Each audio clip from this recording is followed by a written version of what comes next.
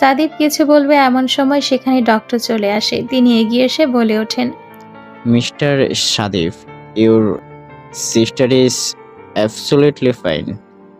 ডক্টরের কথা শোনা মাত্র সাদিফের বুক থেকে যেন বড় একটা পাথর নেমে গেল। সে রাহাতের দিকে তাকিয়ে মুচকি হেসে বলল, আমার বোন ঠিক আছে রে। রাহাত আর চোখে তাকিয়ে বলল, এখন কি করবি? সাদিপ কিছু একটা ভেবে বলে উঠল, এরিনাকে আমি ঠিক করে তুলবো, ওর মন থেকে আয়াস নামক ব্যক্তিকে ভুলিয়ে দেব, কিন্তু বন্ধুত্ব সবার আগে। রাহাত বাঁকা চোখে তাকিয়ে রইল। সাদিপ গলা খাকারি দিয়ে বলল, বন্ধুর বিয়ের জন্য নাচতে হবে নাকি? রাহাত সাদিপের গলা পেঁচিয়ে ধরে বলে উঠল, বন্ধুর বিয়েতে যখন নাচবি তখন আমাকে গণদোলায় দিলে কেন শালা? আমার কি ব্যথা লাগে না? তোকেও এখন গণদোলায় মিষ্টি খাইয়ে দিই, শালা ফালতু একটা। রাহাত সাদিপকে ধরে রেখেছে আর সাদিপ ওকে আটকাচ্ছে। এখন তাদের পরবর্তী পরিকল্পনা হলো আয়াসকে সাপোর্ট করা, কিন্তু তারা বা আয়াস কেউই আগত ভয়ানক দুর্যোগের আভাস উপলব্ধি করতে পারছে না। রাতের অন্ধকারে আচ্ছন্ন সান ফ্রান্সিসকো সিটি। সেখানকার দমকা হাওয়া মনকে মাতিয়ে তুলছে বারবার।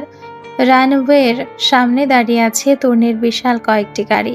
তুনো নিজের হাত মুষ্টিবদ্ধ করে দাঁড়িয়ে রয়েছে নীরবে। কিছুক্ষণ পর প্রাইভেট জেটে করে সে ফিরে যাবে চিরচেনা শহরে, কিছু মানুষের জীবনকে নরকে রূপান্তরিত করতে।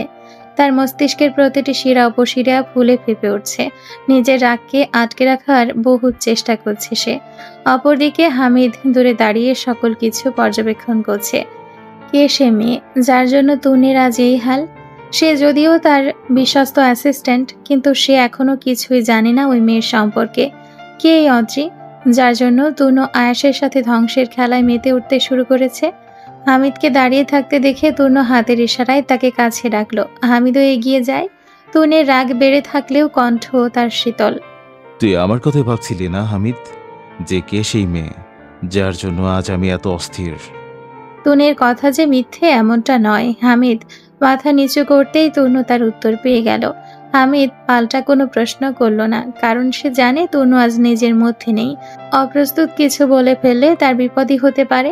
এমন সময় তনুর কণ্ঠস্বর ভেসে আসে, যখন আমি খুব ছোট ছিলাম তখন থেকে নিজের চোখের সামনে প্রতিশোধমূলক খেলা দেখেছি। আমি যদি বেস্ট খেলোয়াড় হয়ে থাকি তাহলে আমার উপরে একজন বিশাল বড় খেলোয়াড় রয়েছে, যার কারণে আজ আমি এখানে। সে আমাকে তার মতো গড়ে তুলতে চেয়েছিল, আমিও হলাম, কিন্তু হলাম তার থেকে ভয়ানক আর জঘন্য।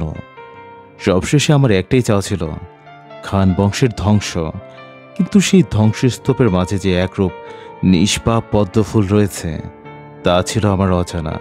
যখন সেই মায়াময়ীর দেখা পেলাম তখন থেকে হৃদয়টা আটকে গেল তার কাছে, আর আমি আমার শেষ সিদ্ধান্ত নিলাম, খান বংশকে ধ্বংস করলেও আমি তাকে বাঁচিয়ে রাখব, আমার হৃদয়ের গহীনে তাকে আবদ্ধ করে রাখব।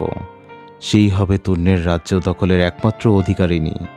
তাকে পাওয়ার পথে যে আসবে তাকে আমার হাতেই মরতে হবে, তাও খুব জঘন্যভাবে। হামিদ গভীর মনোযোগ দিয়ে কথাগুলো শুনল। কিছুক্ষণ পর সে মুখ খুলে মিনমিন সুরে বলল, কিন্তু স্যার, তার তো বিয়ে হয়ে গেছে। আপনি তাকে ভালোবাসলেও সে তো আপনাকে ভালোবাসে না।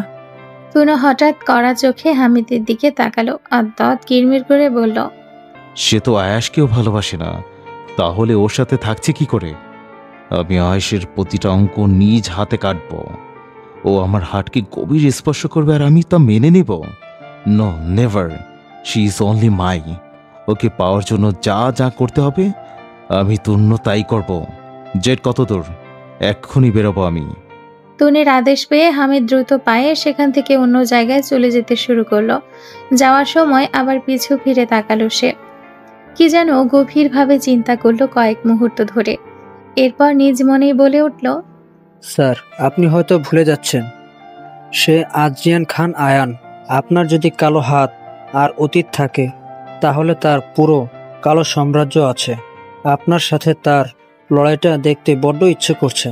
তবে অবাক করার বিষয় হলো, বিষে মৃত্যু জেনেও আপনি তার পান করতে মরিয়া হয়ে উঠেছেন। এখন শুধু শেষটা দেখা বাকি।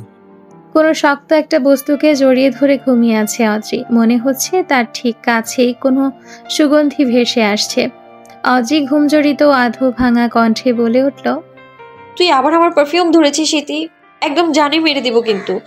আমার জিনিস শুধু আমার, জায়গার জিনিস জায়গায় রাখ। বলে আবার ঘুমানোর চেষ্টা করলো অজি। পরক্ষণেই তার মনে হলো এমন পারফিউম তো তার নেই, তাহলে এই সুগন্ধ আসছে কোত্থেকে? অজি পিটপিট করে তার চোখ জোড়া খুলে ফেলল। ঠিক সেই মুহূর্তে তার মুখের সামনে আয়েশের মুখ ভেসে উঠল।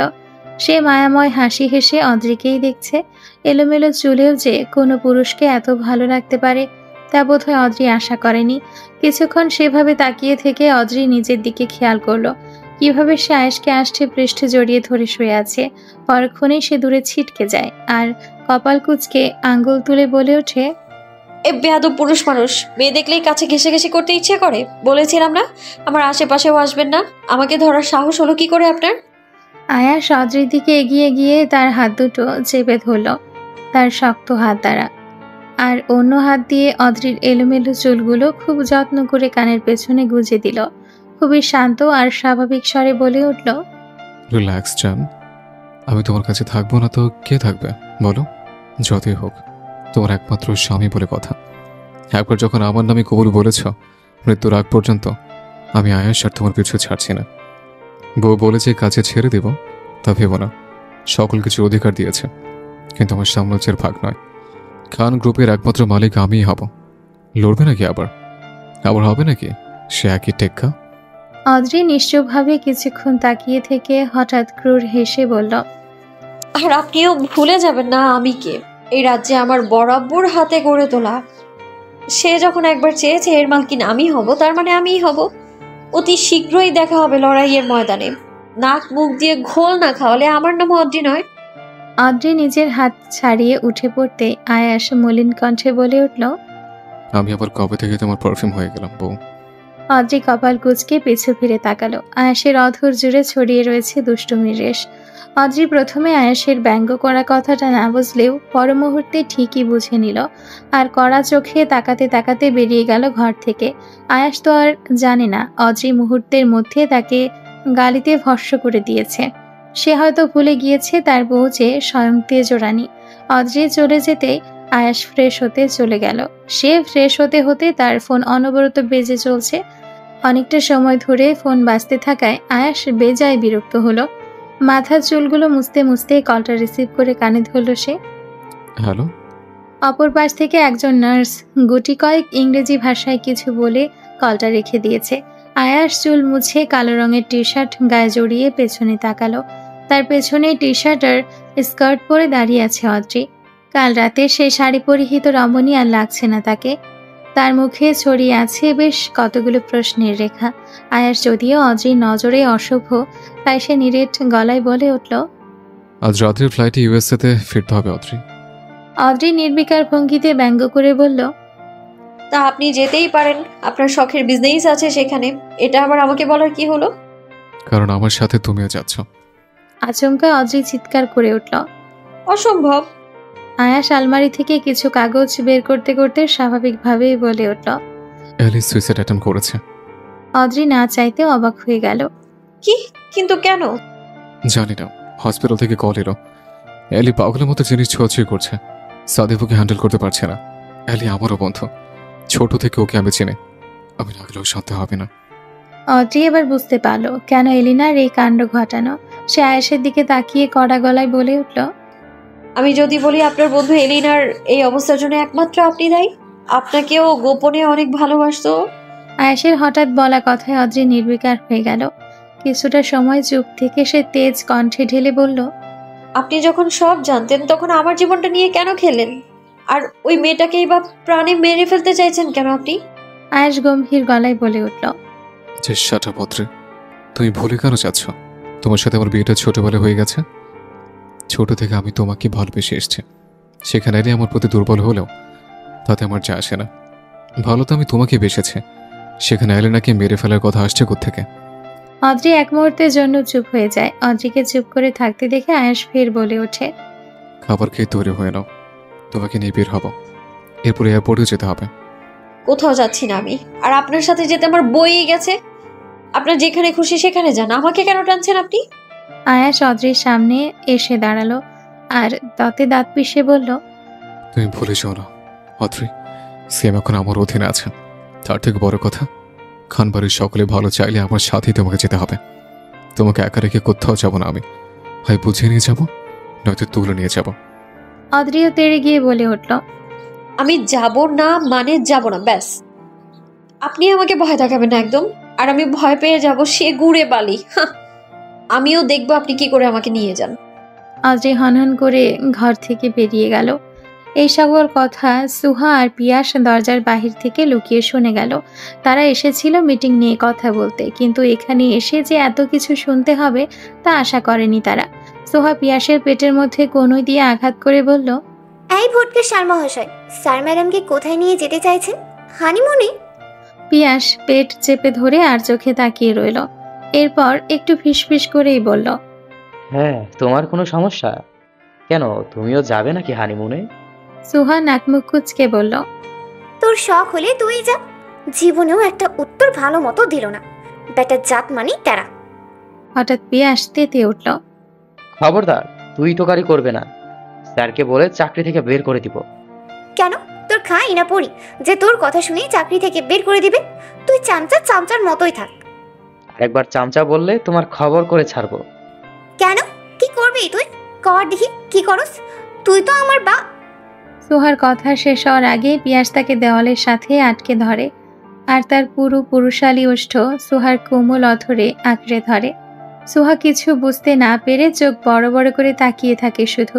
কিছুক্ষণ পরেই পিয়াস সুহাকে ছেড়ে দিল আর বাঁকা হেসে বলল, হ্যাঁ, দেখলে তো কি করতে পারি। আদ্রিয়ান খান আয়াসের সামনে ভদ্র বলে যে বাস্তবে ভদ্র হব তা তো বলিনি। এখন থেকে লাগতে আসলে এমনি করেই চুপ করিয়ে দিব। So be careful. পিয়াস বাঁকা হেসে চলে গেলেও সুহা থ মেরে সেখানে দাঁড়িয়ে রয়েছে। এমন সময় কেউ সুহার কাঁধে হাত রাখে। সুহা আঁতকে ওঠে, পিছু ফিরে তাকায়, তার ঠিক পেছনে ইতি দাঁড়িয়ে। ইতি নিজের চোখে চশমাটা আরেকটু পেছনে ঠেলে দিয়ে সুহাকে আপাদমস্তক পর করল। এরপর নিচু আওয়াজে বলল, তুমি কি পিয়াস ভাইয়ের সাথে রিলেশনে আছো সোহা? সুহা এটা কি শুনল? সে আর পিয়াস অসম্ভব। সে নিজ মনে ক্ষুব্ধ হলেও তা প্রকাশ করল না, বরং শান্ত গলায় উত্তর দিল, না তো ইতি আপু। ইতি আবারও সুহাকে আপাদমস্তক দেখে বলল, কোনো সম্পর্কে নেই তো? পিয়াস ভাইয়া তোমাকে এতটা গাঢ় স্পর্শ করলো কি করে? সুহার এবার মরে যেতে ইচ্ছে করছে। তার মানে ইতি সবটা দেখে নিয়েছে। সুহাকে কিছু বলতে না দিয়ে ইতি তার দিকে একটা রুমাল এগিয়ে দেয়। এটা দিয়ে রক্ত মুছে ফেলো সোহা। সুহা রুমাল দেখে বলে ওঠে, কেন, কিসের রক্ত? ইতি সুহার অধরকে ইশারা করে বলল, তোমার ওখানে ক্ষত হয়ে গিয়েছে, রুমালটা দিয়ে মুছে নাও। আর শোনো, অদ্রির সামনে পড়ো না, তোমাকে চার্জ একদম করতে করতে পাগল করে ছাড়বে। ওর মতো চতুর মেয়ের সামনে না পড়াই ভালো। সুহা চুপ করে দাঁড়িয়ে রইল। তার তো লজ্জাতেই মাটির নিচে ঢুকে যেতে ইচ্ছে করছে। ইতি যাওয়ার আগে আবারও পিছু ফিরে তাকিয়ে বলে উঠল, একটা কথা বলি সোহা, পিয়াস ভাইয়াকে যতটুকু চিনেছি সে কোনো মেয়েকে খারাপ স্পর্শ করার মতো ব্যক্তি তো নয়। I think he likes you. ইতি চলে যেতে সুহা রুমাল দিয়ে রক্তটুকু মুছে নিল। অথরটা বড্ড জ্বলছে। সে নিজ মনে ক্রুদ্ধ হয়ে বিড়বিড় করে বলে উঠল, শয়তানের বাচ্চা, এবার তুই শেষ। কার সাথে লাগতে আসছোস বুঝোস নাই। এখন দেখো তোমার কি হয়। শুধু চাইয়া দেখো, তোর ভালো লাগারে আমি গুল্লি মারি। তোর 14 গোষ্ঠীর খেতা না খুললে আমার নামও সিনহা আহমেদ সুহানা। সকাল পার হয়ে দুপুরের ঢেউ বয়ে চলছে। সকাল থেকে ব্যস্ততায় খাওয়া পর্যন্ত হয়নি আয়াসের। সে ব্যস্ত হাতে অদ্রি আর তার পাসপোর্ট আর ফ্লাইট বুক করেছে। নর্মাল ফ্লাইটে না গিয়ে ভিআইপিতে বুক করেছে, কিন্তু এতটুকু সময়ে সে অদ্রিকে এক পলকও দেখেনি। আয়াস অদ্রিকে খুঁজতে নিচে নেমে এলো। সারা বাড়ি খুঁজেও যখন পাওয়া গেল না, তখন তার কপাল কুঁচকে যায়। কোথায় আছে মেয়েটা? বড্ড বেশি জেদ তার। আয়াস টি শার্ট পাল্টে ফর্মাল শার্ট প্যান্ট পরে বেরিয়ে পড়ল। তার সাথে নিল তার পছন্দের গাড়িটি, যে গাড়িটিও তার রক্তক্ষরণের সাক্ষী হয়েছিল অনেকবার। আয়াস গাড়ি ছুটিয়ে চলছে, এমন সময় পিয়াস কল করে তাকে। আয়াস কানে ইয়ারবাডস গুলো পরে পিয়াসের কল রিসিভ করে। বলো পিয়াস। পিয়াস ব্যস্ত কণ্ঠে বলে ওঠে, স্যার আপনি কোথায়? তোর ম্যাডামকে খুঁজতে যাচ্ছে, মরানি বাড়ি থেকে উধাও। কিন্তু সে কি মনে করে তাকে আমি এমনি এমনি একা ছেড়ে দিব? পিয়াস অস্থির হয়ে জানতে চাইল, স্যার আপনি কি জানেন ম্যাডাম কোথায় আছে? তার সকল কিছু আমার জানা। ফোনটা রাখো, আমি ঠিক সময় চলে আসবো।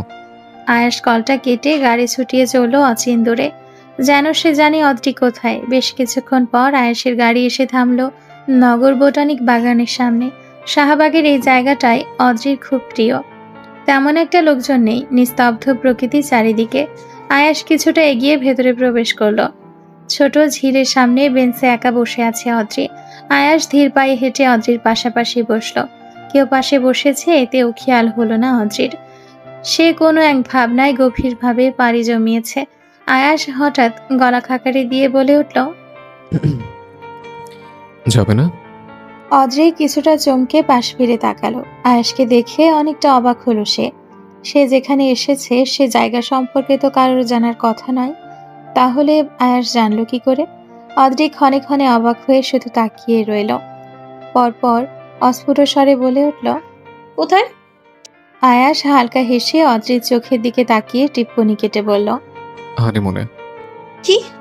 অবাক নয়নে চেয়ে থাকে অদ্রি। আয়াস সে চোখের চাহনি দেখে অট্ট হাসিতে ফেটে পড়ে। বেঞ্চের দুদিকে হাতটাকে মেলে দিয়ে স্বাভাবিকভাবেই বলে ওঠে, এলিকে দেখতে যাওয়া যেমন জরুরি, ঠিক তেমনি আমার জন্য সব থেকে জরুরি হচ্ছে তুমি। ভাবলাম এই সুযোগে হানিমুনটা সেরে আসা যাবে। মরে গেলেও নয়, আমার বই গেছে আপনার সাথে হানিমুনে যেতে। জাহান্নামে যাবো, তাও আমি আপনার সাথে নয়। যে মেয়ে স্বামীর উপর কথা বলে সে এমনিতে জাহান্নামে যাবে, সেটা মাইকে ঘোষণা করার মতো কোনো প্রয়োজন নেই। আয়াসের কথা শুনে তৎক্ষণাৎ রেগে গেল অদ্রি। আপনি একটা যাচ্ছে তাই লোক। অদ্রি উঠে যেতে নিলে আয়াস পেছনে দাঁড়িয়ে বলে ওঠে, আপোষে গেলে কিছুই করবো না, আর কথা না মানলে ঠিক কি কি করতে হয় তা নিশ্চয়ই আর বলছে ভালো লাগবে না। অদ্রি রাগী দৃষ্টি নিক্ষেপ করলো আয়াসের উপরে। সে জানে এই লোকের মতো জঘন্য পৃথিবীতে দুটো নেই, তাই সে আগে নিজেকে ধাতস্থ করলো। এরপর পুনরায় পিছু ফিরে তাকিয়ে বলে উঠল, কখন যেতে হবে? আয়াস যেন এই কথার ভরসাই ছিল। মুচকি হেসে দাঁড়িয়ে যায় সে, আর অদ্রির দিকে এগিয়ে এসে ফিসফিস করে বলে ওঠে, দ্যাটস মাই ওয়াইফ। অদ্রি অন্যদিকে মুখ ফিরিয়ে বিড়বিড় করে বলল, ওয়াইফ মারাতে আসছে? আগে যাই তোর সাথে, তোর ঘুম হারাম করে আমি অদ্রির দম নেব। আমার উপর জোর করার পরিণাম গুনে গুনে শোধ করতে হবে তোকে। এমনি এমনি তো ছেড়ে দেওয়ার মেয়ে নই আমি। একবার শুধু সিয়াম সুস্থ হোক, তোর বংশ নির্বংশ আমি নিজের হাতে করবো, শালা কালসাপ একটা। দুপুর গড়িয়ে বিকেল হতে চলল, কিন্তু দুটি অস্তিত্ব তাদের নীরবতা নিপুণভাবে বজায় রেখেছে। সামান্য দৃষ্টিটুকুও তাদের এক হচ্ছে না। হয়তো তারা সেটা এক করতে চাইছে না। আয়াস নিজের মতো সকল পেপারস রেডি করে ফেলেছে, আর অদ্রি সেও নিজের মতো একা একা বসে আছে। বাড়িটাকে এতটা ঠান্ডা হতে এর আগে কখনো দেখেনি ইতি। তাই তো বোনকে খুঁজতে খুঁজতে স্টাডি রুমে চলে এলো সে। তুই এখানে কি করছিস অদ্রি? কারো কণ্ঠধ্বনি পেয়ে নড়ে চড়ে উঠল অদ্রি। দরজার দিকে দৃষ্টিপাত করে বলল, এমনি বসে আছি, তুই হঠাৎ এখানে কিছু বলবি? ইতি ধীর পায়ে হেঁটে অদ্রির দিকে এগিয়ে এলো, বোনের পাশে বসলো আর নরম কণ্ঠে বলল, জানিস অদ্রি, আয়াস ভাইয়া না তোকে খুব বেশি ভালোবাসে। তুই কি পারছিস সেই ভালোবাসা উপলব্ধি করতে? অদ্রি হঠাৎ আগুন দৃষ্টিতে তাকিয়ে বলল, দেখ ইতি, ওই বাজে লোক সম্পর্কে আমার কোনো কথাই বলতে চাইছি না আমি। তার মতো নিকৃষ্ট ব্যক্তি আমি আমার জীবনে আর একটাও দেখিনি। সে আমাকে নিয়ে খেলছে, পুরো খান বাড়িকে নিয়ে খেলছে। তার মূল উদ্দেশ্য শুধুমাত্র লোভ। লোভ? হ্যাঁ হ্যাঁ, লোভ। সেই লোভের জন্যই সে বিয়ে করেছে আমায়। আমার থেকে প্রতিশোধ নিতে তার এই পথ বেছে নেয়া। মনে নেই তোর? আমাকে সহ্য হয় না বলেই তো 15 বছর আগে দূর দেশে পাড়ি জমিয়েছিল সে। সেই ব্যক্তি কিনা আমাকে ভালোবাসে, সেটা আমি কখনোই বিশ্বাস করি না, কোনোভাবেই না। ইতি বেশ মনোযোগ দিয়ে কথাগুলো শুনলেও অদ্রির কোনো কথায় তার বিন্দুমাত্র বিশ্বাস হয়নি। ইতি তার চশমাটা ঠিক করে নিয়ে ফের ধীরে কণ্ঠে বলল, তোর যা মনে হয় তাই ভাব। শুধু এটাই বলবো, তুই বিহীন ভাইয়া শূন্য। তুই তাকে কিছু বললে সে জীবন দিয়ে হলেও সে কথা রাখবে। এতে যদি তার জীবন চলে যায় তাও। যেদিন হারাবি না সেদিন বুঝবি ভালোবাসা কি। অদ্রিও তার ছেলের সাথে বলে উঠল, ভালোবাসা কি সেটা তুই আমাকে বোঝাচ্ছিস? বললাম না, যেদিন হারাবি সেদিন বুঝবি। তুই তো দখল বা ভাগ্যের জোরেই সব পেয়ে যাস। আর এমন কেউ আছে যারা তাদের অনুভূতি প্রকাশই করতে পারে না, তার আগেই সুপ্ত ভালোবাসা বিলীন হয়ে যায়। ভালোবাসা কি সেটা তুই এখনো বুঝলি না অদ্রি, আর বুঝবিও না। ইতি নীরব পায়ে ঘর থেকে বেরিয়ে গেল। ইতি যাওয়ার আগে একটা কথায় অদ্রিকে ভেঙে দেওয়ার জন্য যথেষ্ট ছিল। তাহলে কি সে সত্যিই ভালোবাসা বুঝলো না? কিন্তু অদ্রি তো জানে আয়াস তাকে ভালোবাসে না। এই সম্পত্তি নিজের করে পাওয়ার জন্য আয়াস তাকে বিয়ে করেছে। যে মানুষটাকে বুঝ হওয়ার পর থেকে কখনো দেখেনি, যার জন্য তার বড় আব্বু আর বড় আম্মুকে দিনের পর দিন কষ্ট পেতে হয়েছে, সে নাকি তাকে ভালোবাসে। ইতি তার পাওয়ারওয়ালা চশমা দিয়েও দুনিয়ার বাস্তবিক চিত্রগুলো দেখতে পেল না। বড্ড নির্বোধ সে। বিকেল হতে আয়াস তৈরি হয়ে নিল। ফর্মাল স্টাইলে আজ তার লুক। আয়াসা হাতে ঘড়ি পরে ঘরে আশেপাশে দেখল। এই ঘরে সব থাকলেও তার বউটা তো নেই। আয়াস কপাল কুঁচকে কতক্ষণ নিজ মনে কি যেন বিড়বিড় করলো। ঘর থেকে বেরিয়ে যাবে এমন সময় ভয়ঙ্কর ঝংকার তুলে তার ফোনটা বেজে ওঠে। আয়াস ব্যস্ত হাতে কলটা রিসিভ করে। হ্যালো। অপর পাশ থেকে কোনো আওয়াজ নেই। আয়াস ফের বলে ওঠে, হ্যালো, হু স্পিকিং? সাথে সাথে অপরিচিত এক কণ্ঠধ্বনি ভেসে এলো। অদ্রিকে কোথায় নিয়ে যেতে চাইছেন আদ্রিয়ান খান আয়াস? আপনার কি মনে হয় বিয়ে করে নিয়েছেন বলেই কি সে আপনার হয়ে গেছে? সে এখন আপনার দখলে থাকলেও মূলত সে আপনার নয়। নিজের বিপদ নিজেই ডেকে আনছেন। সে যে এই সাম্রাজ্যের মালকিন, তাই শকুনের মতো পরের সম্পত্তিতে নজর দেওয়া বন্ধ করুন। আপনি তাকে ব্যবহার করছেন, আমি জানি। আর আপনার কুনজর থেকে তাকে বাঁচাতে আমি তো আছি। আপনার সর্বস্তর জুড়ে আমিই আছি। আমার অদ্রি কিছু হলে আপনি শেষ। আমার নিজের জীবনের পর আমার কাছে সবচেয়ে দামি আমার আদরের ফোনের অপর পাশের ব্যক্তির কথা ফুরিয়ে গেল হঠাৎ। অচেনা ব্যক্তির কথা বন্ধ হতে আয়াস বাঁকা হেসে বলে উঠল, কি হলো? বাকিটুকু বলুন। পাগলের সুখ মনে মনে। আপনার বাকিটুকু শোনার প্রয়োজন আমার নেই। অদ্রি আপনার ভালোবাসা হলে আমি নিজে আপনাকে খুঁজে এনে জানে মেরে দিতাম, কিন্তু আমি বুঝে গেছি সে আপনার দায়িত্ব, তাই ইচ্ছে করে খুঁজে নেই। নয়তো আপনাকে খোঁজে আমার এক মুহূর্তের ব্যাপার। অদ্রি আমার ছিল, এখন আমার আছে, আর ইন ফিউচার আমারই থাকবে। সাহস থাকলে আলাদা করে দেখা। আয়াস কল কেটে দ্রুত পায়ে সিঁড়ি ডিঙিয়ে নিচে নেমে এলো। অচেনা ব্যক্তির কলে তার মেজাজটাই বিগড়ে গেছে। নিচে বসে আসমা খান আর সাজেদা খান গল্প করছিলেন। এমন সময় আয়াস উপস্থিত হলো। আম্মু আর মামনি, অদ্রি কোথায়? ওকে দেখেছো তোমরা? আসমা খান আয়াসের দিকে তাকিয়ে বলে উঠলেন, অদ্রি তো ইতির ঘরে গেল। আর তুই কি কোথাও যাচ্ছিস? আয়াস গম্ভীর কণ্ঠে জবাব দিল, কোথায়? আরে মনে। আয়াসের বলা হঠাৎ বাকি আসমা খান কিছুটা ভ্যাবাচ্যাকা খেয়ে গেলেন। আয়াস কপাল কুঁচকে তাকিয়ে রয়েছে। সাজেদা খান পুনরায় বলে উঠলেন, তোমার কথার অর্থ বুঝলাম না আয়াস।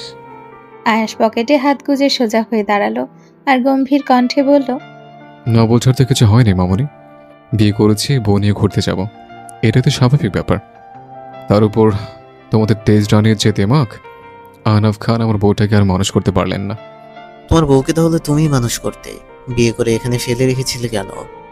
আহনাফ খানের কণ্ঠে সদর দরজার দিকে ঘুরে তাকালো সকলে। আসমা খান স্তম্ভিত চোখে তাকিয়ে রয়েছেন। এমন সময় তো আহনাফ খান ফিরে আসার কথা নয়। আহনাফ খান এগিয়ে এসে আয়াসের সম্মুখে দাঁড়ালেন। আয়াস তার দিকে তাকিয়ে মুচকে হাসল। আয়াসকে হাসতে দেখে তিনি ফের বলে উঠলেন, কি হলো, জবাব নেই? থাকবে না কেন? আমার বউকে আমি আমানত হিসেবে রেখে দিয়েছিলাম, যেন আপনারা সেটার ভালো মতো যত্ন নিয়ে আমাকে ফিরিয়ে দিতে পারেন। কেন? সেটা তো ফুপা জানতেন। কে ফুপা জানতে না? আয়াস শেষ প্রশ্নটা নিক্ষেপ করলো ইমাম খানের দিকে। তিনি হঠাৎ প্রশ্নে ভেবাচাকা খেয়ে গেলেন। তাই তো একবার সে আয়াসকে দেখছে, আরেকবার আহনাফ খানকে। আহনাফ খান রাগী চাহনিতে তাকিয়ে রয়েছে ইমাম খানের দিকে। তার দৃষ্টি যেন বলে দিচ্ছে, খবরদার, যদি আমার ছেলের পক্ষ টেনে কথা বলেছ তাহলে তোমার কর্তার নিতে আমি দুবারও ভাববো না। অন্যদিকে আয়াসের দৃষ্টি বলে দিচ্ছে, মিথ্যা বলে শ্বশুর হিসেবে স্বীকৃতি দেব না। ইমাম খান দুই তলোয়ারের মাঝে পড়ে রয়েছেন। বাপ ছেলের তর্কের মাঝে তাকে কেন জড়ানো হলো তিনি সেটাই বুঝতে পারছেন না। তিনি অসহায় মুখে তাকিয়ে রয়েছেন। এমন সময় সেখানে অদ্রি চলে আসে। তার পরনে লেডিস শার্ট আর জিন্স। এই লুক দেখে আয়াস কপাল কুঁচকে তাকিয়ে রইল। হঠাৎ অদ্রির এমন পোশাক পরার কারণ সে খুঁজে পেল না। এই পোশাক তো একমাত্র অদ্রি কোনো মিশনে গেলে পরিধান করে। ইতিও পরপর অদ্রির পিছু পিছু ড্রয়িং রুমে উপস্থিত হয়েছে। অদ্রি সবাইকে এক পলক দেখে নিয়ে বলে উঠল, কি হয়েছে সবার এভাবে তাকিয়ে আছো কেন? আহনাফ খান অদ্রিকে আপাদমস্তক দেখছেন। অন্যদিকে ইমাম খান অদ্রির কাছে এগিয়ে গিয়ে বলে উঠলেন, আবার কিসের মিশনে যাচ্ছ তুমি? আয়াসের মনেও এই কথা ঘুরপাক খাচ্ছিল। এখন কিছুটা তা প্রকাশ হয়ে গেল। কোনো কারণ ছাড়া এই পোশাক পরার কারণ কি ম্যাডাম? অদ্রি আয়েশের দিকে তাকিয়ে ক্রোধভাবে হাসি দিল আর বলল, আমার জীবনটাই এখন এক মিশন, যেখানে আমার স্বামী স্বয়ং ঘর শত্রু বিভীষণের নেতা। তার সাথে থাকতে হলে প্রতিক্ষণ যুদ্ধের প্রস্তুতি নিয়েই তো থাকতে হবে। আয়াস বুঝলো, তবে দমল না।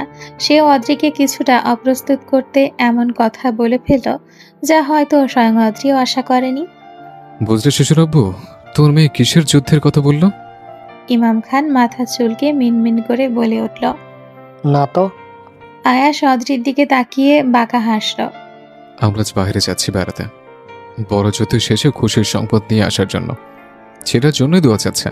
নাও, প্রাণ ভরে দোয়া দিয়ে দাও তো। আয়াস কথাটা বলে সেখান থেকে হাসতে হাসতে বেরিয়ে গেল।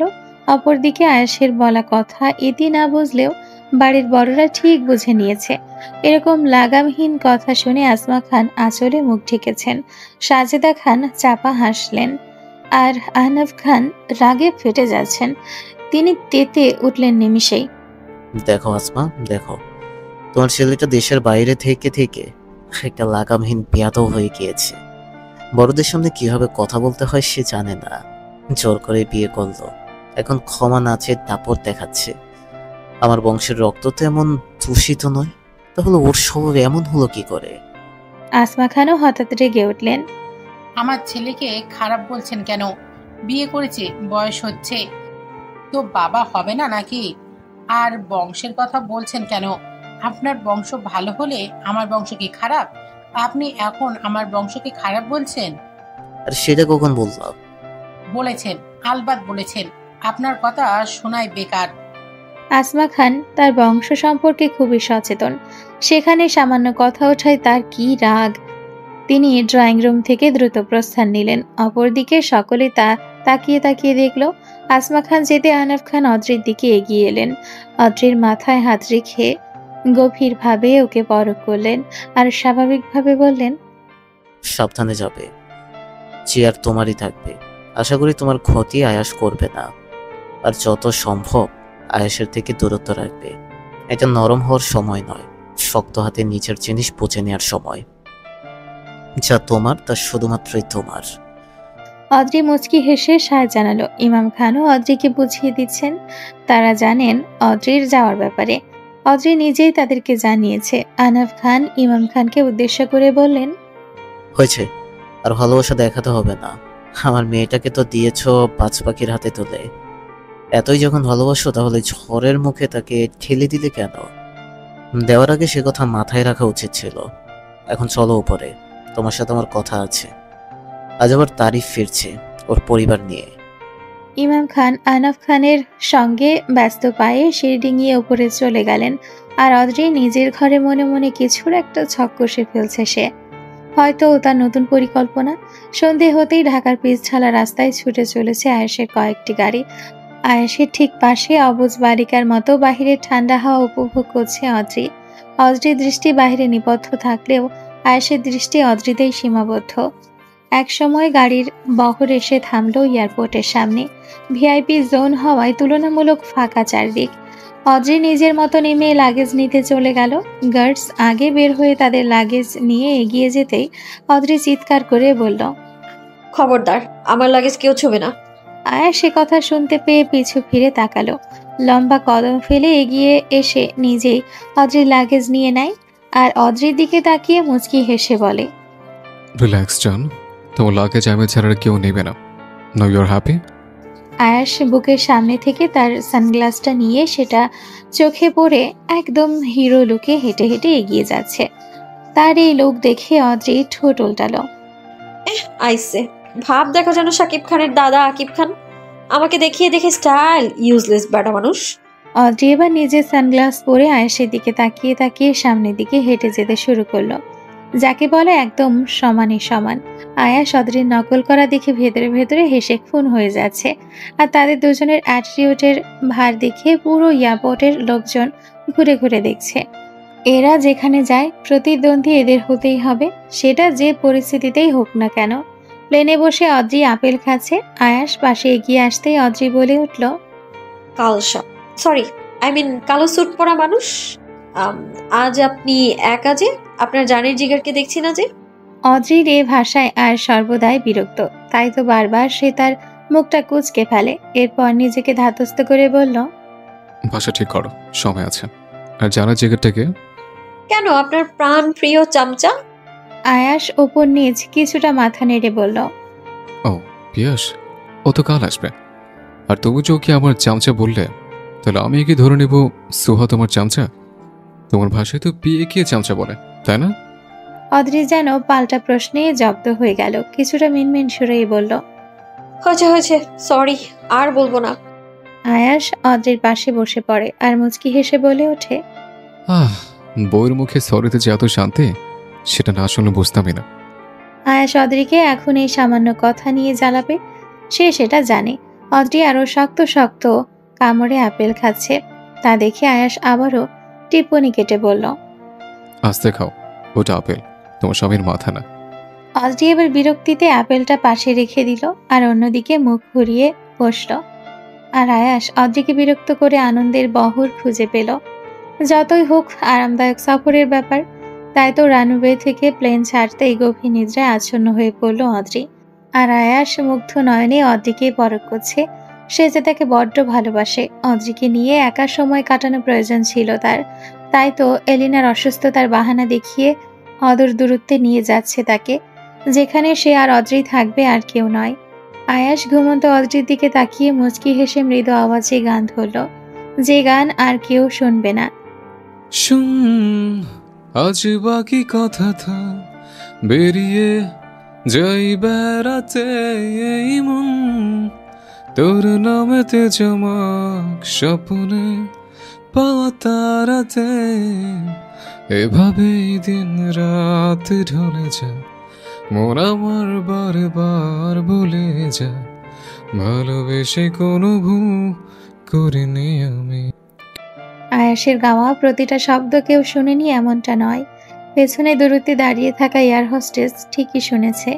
সে সেখানে দাঁড়িয়ে মনে মনে বলে উঠল, হ্যাঁ, যেমন দেখতে তেমন তার গলার স্বর, গান তো নয়, যেন মধুর ভেলা। ইস, এমন কেউ কেন আমার বয়ফ্রেন্ড হয়ে যায় না?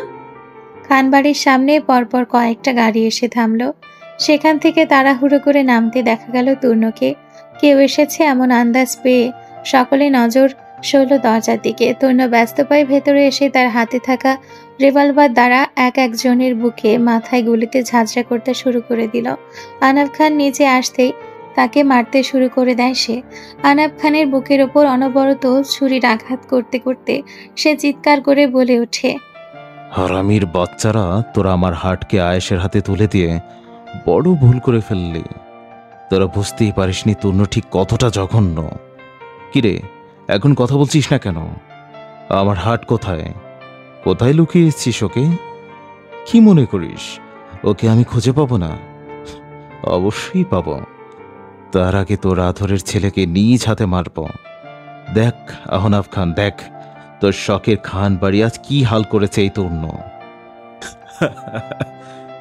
খানবাড়ির সকলে রক্তাক্ত হয়ে পড়ে আছে ড্রয়িং রুমের আশেপাশে। সেই মাঝে তূর্ণ অট্ট হাসি হাসছে, আর চারিদিকে দেখা যাচ্ছে শুধু রক্ত আর রক্ত, শুধুই রক্ত। কি রে তূর্ণ, কখন ফিরলি? জানিয়ে আসবি তো বাবা, বস তোকে খেতে দেই। হঠাৎ কারো ডাকে তূর্ণ তার কাল্পনিক জগৎ থেকে বেরিয়ে এলো। দেখলো সাজেদা খান তার হাত ধরে রাখছে। তার মানে তূর্ণ এতক্ষণ কল্পনার ধ্যানে ছিল। সে পুরো খান পরিবারকে ধ্বংস করে দেয়নি, তার ভেতরের আক্রোশ সে মিটিয়ে নিতে পারেনি। আনাব খানকে সে তিলে তিলে মৃত্যুপুরীতে পাঠাতে পারেনি। সাজেদা খান আবারও ডাক দিতেই তূর্ণ ধীর হাতে রিভলভারটা পেছন দিকে লুকিয়ে ফেলল। সাজেদা খান একবারও সেটা লক্ষ্য করেনি। পর মুহূর্তে তূর্ণ জোরপূর্বক হেসে বলল, এই তো এলাম ছোট মা, বাড়ির বাকি সবাই কোথায়? সাজেদা খান মুচকি হেসে বললেন, সবাই যার যার ঘরে, আয় তুই এখানে বস। তূর্ণ ডাইনিং টেবিলে বসে ফের জিজ্ঞেস করলো, ছোট মা, আয়েশার অদ্রি কোথায়? তাছাড়া বাবাকেও দেখছি না। ছোট ভাইয়া ভাবি তারা রাস্তায় আছে, আজকেই ফিরছে বাড়িতে। আর আয়াস অদ্রি ওদের তো কোনো আয়োজন ছাড়াই বিয়ে হয়ে গেছে, সময় পাইনি, তাই তোকেও জানানো হয়নি। ভালো হয়েছে এসে পড়েছিস, ওরা ঘুরতে গেছে, ওরা ফিরলে না হয় ওদের সাথে কথা বলে নিস। সাজেদা খান খাবার আনতে গেলে তনু নিজ মনে কি যেন একটা ভেবে ফেলতে শুরু করলো। পর মুহূর্তে সে পৈশাচিক একটা হাসি দিয়ে বিড়বিড় করে বলে উঠল, ঘুরতে গেছে হানিমুনে? ভালো, খুব ভালো। এখনই পুরো খান পরিবারকে শেষ করলেও সব মজা তো শেষ। এদেরকে আমি একেবারে মারব না, তিলে তিলে শেষ করব, যেন প্রাণ ভিক্ষা এদের শেষ ইচ্ছে হয়। এরপর আয়াসকে হারিয়ে অদ্রিকে নিজের বাহুডোরে আবদ্ধ করব। তারপর শুরু হবে আসল খেলা। I temperately wait for this game. চকচক করছে সুন্দর সজীব সকাল। সেই সকালে প্রতিটি কণা মুগ্ধ করছে সকলের জীবনকে। নতুন সকালকে এজন্য বোধহয় নতুন জীবনের সাথে তুলনা করা হয়। সান ফ্রান্সিসকোতে আজ আবহাওয়া ভিন্ন। নতুন দিগন্তে বোধ করি আনন্দের বার্তা ভেসে আসছে। অদ্রির ঘুম ভাঙতে ভাঙতে বেলা গড়িয়েছে। তার ঘুম সবসময় গভীর প্রকৃতির। যখন তার ঘুম ভাঙল তখন পরিবেশ অনেকটা অন্যরকম। তার মনে হচ্ছে যেন সে ঢুলছে, হাওয়ায় ভাসছে তার দেহ। পিটপিট করে চোখ খুলতে আয়াসের মুখশ্রী তার চোখের সামনে ভেসে উঠল, আর মুখ দিয়ে তার বের হয়ে এলো একটি শব্দ, আপনি। আয়াস অদ্রির অস্ফুট আওয়াজ শুনে তড়িৎ বেগে তার দিকে তাকালো। অদ্রির স্নিগ্ধ মুখের দিকে তাকিয়ে থেকে মুচকি হাসলো সে, আর নরম সুরে বলল, গুড মর্নিং বেবি ডল, কেমন লাগছে স্বামীর কোলে ঘুরে বেরিয়ে? আয়াসের কথায় অদ্রির ধ্যান ভাঙল। সে আশপাশ তাকিয়ে বুঝতে পারলো এটা এয়ারপোর্ট। আয়াস তাকে কোলে উঠিয়ে কোথাও একটা নিয়ে যাচ্ছে, আর সবাই তাদের দিকেই তাকিয়ে আছে। অদ্রি হঠাৎ লজ্জায় নুয়ে পড়ে আয়াসের বুকে অনবরত ঘুষি মারতে শুরু করে দিল। বেহায়া পুরুষ মানুষ, নামায় আপনার সাহস কি করে হয় আমায় কোলে নেয়ার? আয়াস বাঁকা হেসে বলল, আমি নেব না তো তাহলে কে নেবে? তোমার সকল ক্ষেত্রে সিদ্ধান্ত নেওয়ার অধিকার তুমি আমাকে দিয়েছো। আমি দিইনি, আপনি জোর করে তা আদায় করে নিয়েছেন। আপনি কি মনে করেন নিজেকে? তোমার একমাত্র প্রাণপ্রিয় স্বামী। অদ্রির রুদ্ধ দৃষ্টিতে আয়াসের দিকে তাকিয়ে রয়েছে, যেন সময় সুযোগ ভালো থাকলে এই মুহূর্তে সে আয়াসকে মেরে পালিয়ে যেত। এরই মধ্যে তারা এয়ারপোর্টের বাইরে চলে আসে। দূর থেকে রাহাতকে দাঁড়িয়ে থাকতে দেখা যাচ্ছে। সে এদেরকে এভাবে এগিয়ে আসতে দেখে মুখ চেপে হাসছিল। আয়াস রাহাতের সামনে এসে অদ্রিকে কোল থেকে নামিয়ে দিল। অদ্রি বাঘিনীর মতো আয়াসের দিকে তাকিয়ে থেকে মনে মনে শত খানেক ভৎসনা দিল তাকে, যার হদিশ পেলেও কোনো প্রতিবাদ আয়াস করল না। রাহাত নিজের হাসি আটকে রেখে বিনয়ী কণ্ঠে বলল, আমাদের এই সুন্দর শহরে আপনাকে স্বাগতম ম্যাম। আশা করি আপনার বৈবাহিক জীবন এখান থেকেই শুরু হবে, আর তা হবে আনন্দদায়ক। অদ্রি রাহাতের দিকে তাকিয়ে কপাল কুঁচকে বলল, রিডিকিউলাস। অদ্রি নিজের মতো তার কথা বলে সামনে গাড়ির দিকে এগিয়ে গেল। আর অদ্রির আহিন কথার বিপরীতে রাহাত শুধু হতবুদ্ধির মতো তাকিয়ে রইল। রাহাতের হতবুদ্ধি ভাব দেখে আয়াস তার কাঁধে হাত রেখে ঠাট্টা তামাশা করার মতো করে বলল, জোর করে বিয়ে করেছে দোস্ত। তেজ রানীর তেজ এতদিন আমি দেখলাম, এবার না হয় তুই সহ পরে ইউএসএ দেখলাম। আর বৈবাহিক জীবনে আনন্দের হবে নাকি জানি না, কিন্তু তৃতীয় বিশ্বযুদ্ধ অবশ্যই হবে। রাহাত জানে আয়াস তার সাথে ঠাট্টা করেছে, তাই সে টিপ্পনি কেটে বলল, তো দোস্ত, অ্যাম্বুলেন্সের নাম্বার দিব নাকি গোরস্থানের ঠিকানা?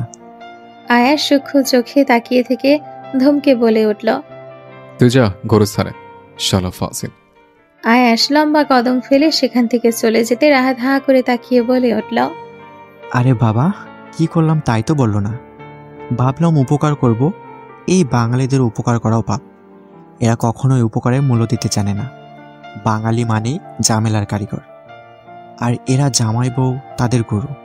একজন ইট হলে আর একজন পাটকেল। রাহাত হতাশার শ্বাস ফেলে গাড়ির দিকে এগিয়ে গেল।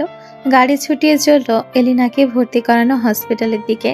এলিনাকে দেখে তারপর সেখান থেকে তারা যাবে আয়েশের ডুপ্লেক্স বাড়িতে। আমার আয়েশকে চাই, মানে ওকে চাই। You all just go to hell. Sadip অনেক চেষ্টা করছে এলিনাকে শান্ত করতে, কিন্তু এলিনার প্রত্যেকটা কথা তাকে ঘায়েল করে তুলছে।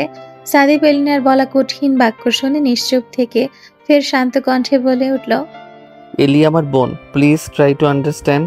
আয়াস not enough for you. You deserve better. Elina চিৎকার করে বলে উঠল, নো ভাইয়া নো, আমার জন্য আয়েশই যথেষ্ট। আমার অসুস্থ হবার পরেও ও কেন ফিরে আসলো না? ওই ওল্ড ক্লাস মেয়েটাই ওকে আটকে রেখেছে। অ্যাম আই রাইট ভাইয়া? নো এলি, আয়াস জানি না কোনো কিছু। ও জানলে অবশ্যই তোর কাছে আসতো, তাই না? যা হয়েছে ভুলে যা। দেখ তুই সব সামলে নিতে পারবি।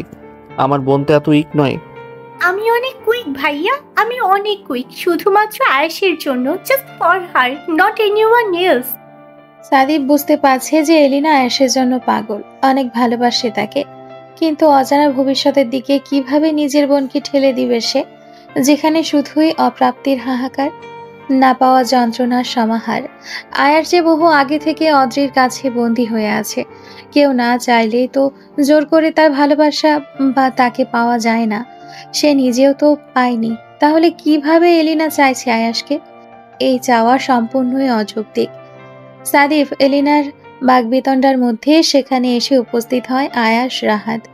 আয়াসকে আসতে দেখে এলিনা অনেক খুশি হয়ে যায়, অসুস্থ শরীরেও দৌড়ে যায় তার দিকে, দুহাত দিয়ে আগলে ধরে আয়াসের পুরুষালী বুক, গলা পেঁচিয়ে ধরে তার নরম মেলি হাত জোড়া, গাল বেয়ে গড়িয়ে পড়ে নির্জীব অশ্রুকণা, ঠোঁটে ফুটে ওঠে মলিন হাসির রেখা।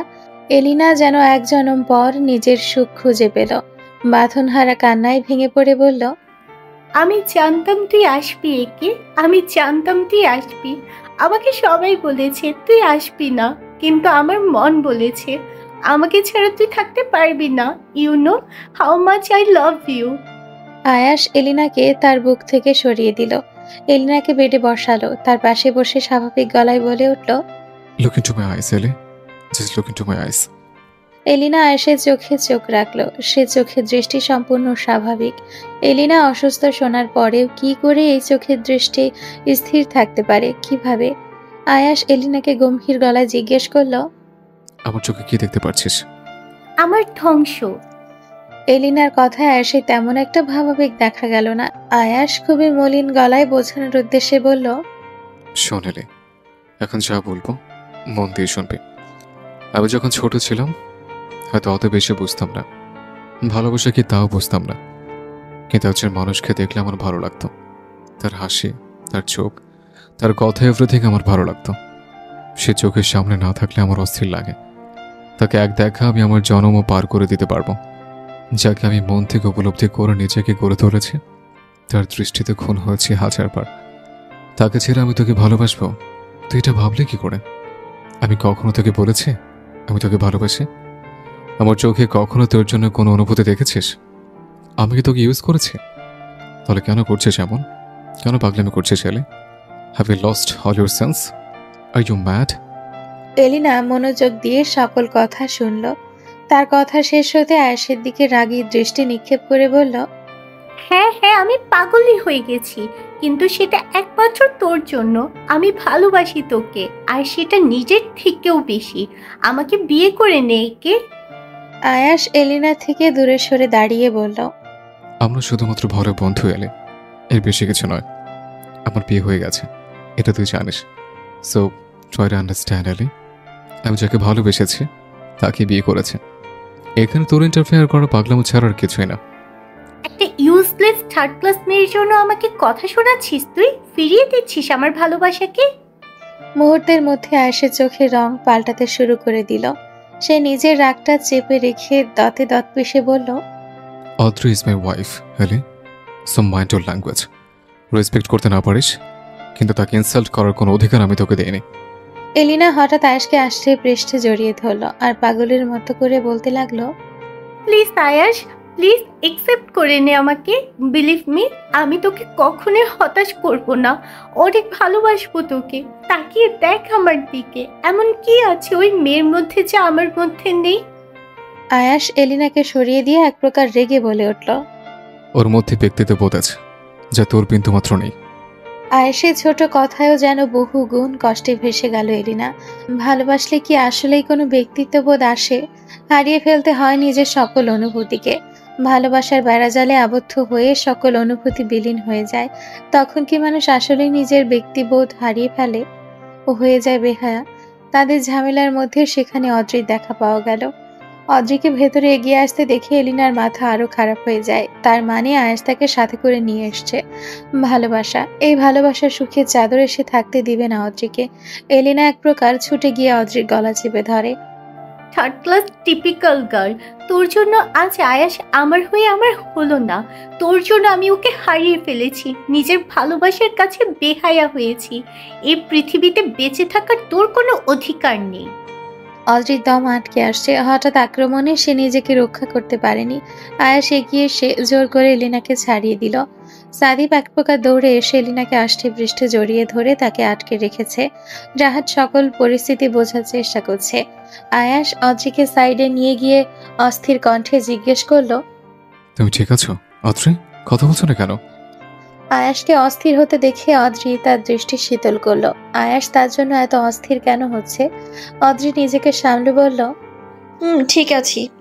আয়াস অসহায় দৃষ্টিতে অদ্রির দিকে তাকিয়ে বলে উঠল, সরি অদ্রি, আমার উচিত ছিল তোমাকে বাড়ি রেখে তারপর এলেনাকে দেখতে আসা। আমার জন্যই তোমাকে আঘাত পেতে হয়েছে, সরি। অদ্রি এই আয়াসকে চেনে। হঠাৎ হঠাৎ করে আয়াস কোমল চরিত্রের অধিকারী হয়ে যায়। তখন তার থেকে ভালো আর কাউকেই লাগে না। কিন্তু পরক্ষণে মনে হয় এই অদ্রির সবচেয়ে বড় দুশ্মন, তার প্রতিদ্বন্দ্বী। অদ্রি আয়াসের হাত সরিয়ে সোজা হেঁটে এলিনার সামনে চলে গেল। আয়াস আটকালেও সে শুনল না। এলিনার ঠিক সামনে দাঁড়িয়ে অদ্রি এক প্রকার আদেশ করার মতো করে সবার উদ্দেশ্যে বলে উঠল, সবাই কেবিন থেকে বেরিয়ে যান, এলিনা ওনার সঙ্গে আমার কিছু কথা আছে। সাদিফ অস্থির গলায় বলে উঠল, এখন নয় অদ্রি, এলি ঠিক নেই, ও তোমার কোনো ক্ষতিও করে দিতে পারে। তুমি বরং আয়েশের সাথে চলে যাও। আয়াস অদ্রির হাত ধরে ওকে বাহিরে নিয়ে যেতে চাইলে সে এক চুলও নড়ল না। সেভাবে দাঁড়িয়ে থেকেই কঠিন গলায় বলল, আমি বললাম তো সবাই বাইরে চলে যান, আমি ঠিক সব সামলে নিতে পারবো। আয়াস জানে অদ্রি কারো কথাই শুনবে না, তাই সে সাদিফা রাহাতকে ইশারা করলো বাহিরে বের হয়ে যেতে। তারা একবার এলিনাকে দেখে তারপর নীরব পায়ে কেবিনের থেকে বের হয়ে গেল। অদ্রি কেবিনের দরজা আটকে এলিনার মুখোমুখি এসে দাঁড়ালো। তাকে কাছে আসতে দেখে এলিনা ভয়ঙ্করভাবে হেসে বলল, এবার তোকে কে বাঁচাবে স্টুপিড গার্ল? এলিনা অদ্রির দিকে এগিয়ে আসতে নিলে অদ্রি তার হাত দ্বারা এলিনার এক হাত চেপে ধরলো আর দাঁত কিরমিরিয়ে বলে উঠল, শুনুন মিস এলিনা, আপনার বুঝতে একটু ভুল হয়েছে। আমি আরুণিকা খান অদ্রি, আমার দিকে হাত তো দূরে থাক, কেউ খারাপভাবে তাকালেও না তার জীবনটা আমি শেষ করে দিই। আপনাকে আমি অনেক সহ্য করেছি, আর নয় আয়াসের জন্য এমন করছেন তো? তাকে কখনোই পাবেন না আপনি, তাকে আমি গ্রহণও করব না, আবার আপনাকেও ভিক্ষা হিসেবে দিব না। আমি যন্ত্রণায় যন্ত্রণায় শেষ করে দেব তার জীবন। তো কি করবেন এখন আপনি? মেরে দিবেন আমায়? এলিনা নিজের হাত ছাড়ানোর আপ্রাণ চেষ্টা করছে, কিন্তু অদ্রির শক্তির কাছে তার শক্তি কিছুই না। তাও সে রেগে চিৎকার করল, তুই আয়েশকে কখনোই পাবি না, আয়েশ আমারই হবে। আজকে না পেলে আমি ছিনিয়ে নিব, নরকে রূপান্তর করে তুলব তোর জীবন। অদ্রি এলিনাকে ছেড়ে দিল আর তাকে বাঁকা হাসি উপহার দিয়ে বলল, ওকে, গো অ্যাহেড। এলিনা বুঝে গেল আয়াসকে আপোষে সে পাবে না, তাকে ছিনিয়ে নিজের করে নিতে হবে। আর এই খেলায় অদ্রি তার প্রতিদ্বন্দ্বী, যে করে হোক অদ্রিকে সে হারাবে। সে অদ্রিকে জঘন্য ভর্ৎসনা দিয়ে উঠল, বাস্টার। মুখের কথা শেষ করার আগেই অদ্রির কণ্ঠস্বর ভেসে এলো, মুখের কথা গিলে ফেল শাকচুন্নি, নয়তো জিভ টেনে ছিঁড়ে ফেলবো। আমি আবার অত ভালো মানুষ নই। এলিনাকে এক প্রকার চোখ রাঙিয়ে অদ্রি কেবিন থেকে বেরিয়ে এলো। বাহিরে অস্থির হয়ে দাঁড়িয়েছিল তিন মানব। ভেতরে কি হচ্ছে তাদের শরীর ক্রমশ ঠান্ডা হয়ে যাচ্ছিল। অদ্রি স্বাভাবিক ভঙ্গিতে তাদের দিকে এগিয়ে এলো। তাকে দেখতে পেয়ে সাদিব কোমল গলায় জিজ্ঞেস করলো, তুমি ঠিক আছো তো অদ্রি? অদ্রি পকেট থেকে সানগ্লাস বের করে তার চোখে পড়ে সকলের উদ্দেশ্যে দুর্দান্ত একটা হাসি উপহার দিল আর বাঁকা হেসে বলল, ইয়েস, আম অ্যাবসলিউটলি ফাইন। এখন থেকেই তো শুরু হবে আসল খেলা, ঠিক তো থাকতেই হবে। আয়াস কপাল কুঁচকে তাকিয়েছিল অদ্রির দিকে, আর অদ্রি সবাইকে উপেক্ষা করে হসপিটাল থেকে বের হয়ে গেল। সকলের মাথায় একটা কথাই ঘুরপাক খাচ্ছে, কিসের খেলা শুরু হওয়ার কথা বলে গেল অদ্রি, আবার কিসের বার্তা শুনিয়ে গেল সে। আয়াসও বিনা বাক্যে অদ্রির পিছু পিছু বেরিয়ে গেল। অনেক হয়েছে, এবার বাড়িতে ফিরতে হবে তাকে। আর এই বড় শহরে অদ্রিকে একা ছেড়ে দেওয়ার মতো বোকামি আয়াস কখনোই করবে না। শকুনের নজর থেকে বাঁচাতেই তো তাকে নিয়ে অদূর শহরে পাড়ি জমানো। কিন্তু বোকা অদ্রি কি সে কথার বিন্দুমাত্র আভাস পেল? গলিতে ভরপুর এই রাস্তা, গলিতে গলিতে যার সমারোহ, দেখলে বোঝা যায় এটা একটা লোকালয় এলাকা। মানুষের চলাচলও অনেকটা ভিন্ন।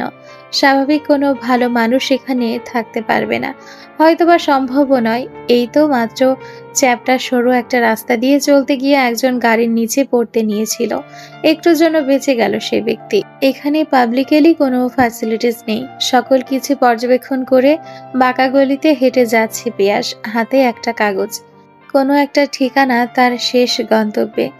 বেশ অনেকটা সময় রাস্তার বিভিন্ন গলি পার হওয়ার পর দেখা মিলল সে কাঙ্ক্ষিত বাড়িটির। দোতলা কিন্তু ভাঙা।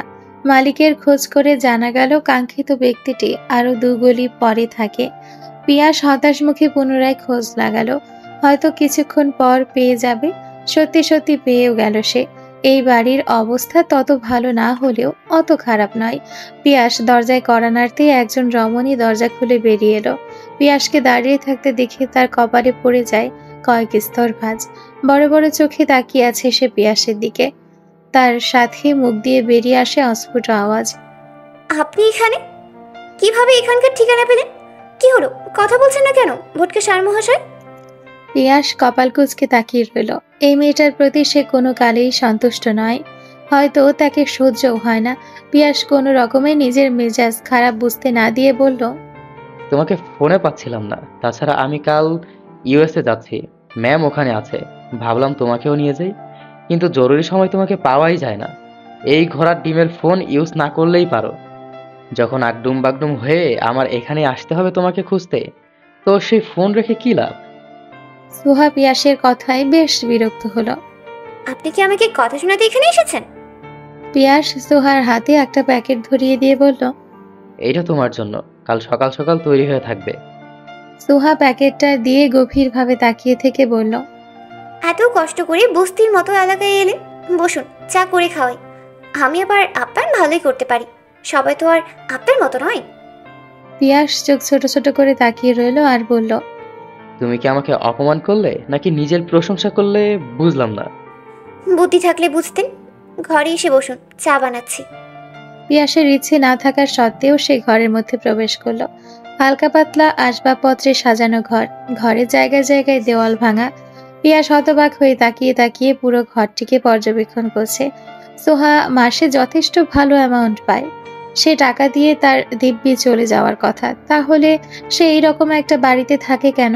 আচ্ছা, সুহার কাছে জানতে চাইলে কি সে এই রহস্য তার সামনে খোলসা করবে?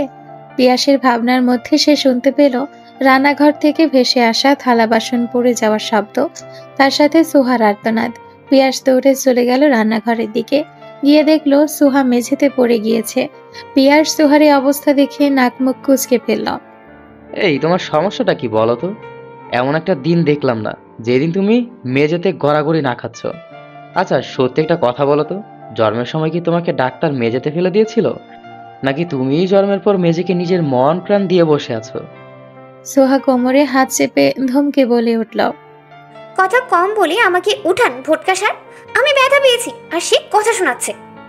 পিয়াস বাধ্য হয়ে সুহাকে ধরে বসার ঘর পর্যন্ত নিয়ে এলো। তাকে খাটে বসিয়ে দিয়ে সে চুপচাপ দাঁড়িয়ে রইল দূর সাইডে টেবিলের কাছে। কিভাবে পড়ে গেল জিজ্ঞেস করবে তার আগে সুহা আদেশ করার মতো করে বলল, চুলায় চায়ের পানি বসিয়ে এসেছিলাম, পানিটা শুকিয়ে গেল বোধহয়, গিয়ে চাটা বানিয়ে নিয়ে আসুন তো। পিয়াস অবাক হয়ে বলে উঠল, কি বললে? চা কে বানাবে? আমি? তো আর নয় তো কি, দেখছে না আমি ব্যথা পেয়েছি, এই অবস্থায় চা কিভাবে বানাবো? চান আর চা বানিয়ে নিয়ে আসুন। সুহা এক প্রকার জোর করে পিয়াসকে চা বানাতে পাঠিয়ে দিল। খোঁজ নিতে এসেছিল সে মরে গেল নাকি বেঁচে আছে জানতে, আর সে মেয়ে কিনা তাকে দিয়ে চা বানিয়ে নিচ্ছে। আজ পর্যন্ত আয়াসও কখনো তাকে চা বানাতে পাঠায়নি, আর দুদিনের মেয়ে তার মাথার উপর বসে চা খাচ্ছে। পিয়াস অপটো হাতে চা বানালো। চা ঢালতে ঢালতে বিরক্ত মুখে বিড়বিড় করে বলল, শালার কপাল ফাটা জীবন আমার, ঘরে এসেছিলাম চা খেতে, এখন তো নিজের হাতেই চা বানিয়ে খাওয়া লাগছে। এ জীবন কেন কুকুর খেয়ে নিচ্ছে না? এই দুর্দিন দেখার আগে আমার স্যার কেন বউ ছাড়া হয়ে যাচ্ছে না? এখন পিয়াসের গলা ফাটিয়ে একটাই গান গাইতে ইচ্ছে করছে, ওরে কারে দেখাবো মনের দুঃখ গো, আমি বুক চিরিয়া, অন্তরে তুষের অনল জলে রইয়া রইয়া। আজকের আবহাওয়া বোধহয় ভিন্ন।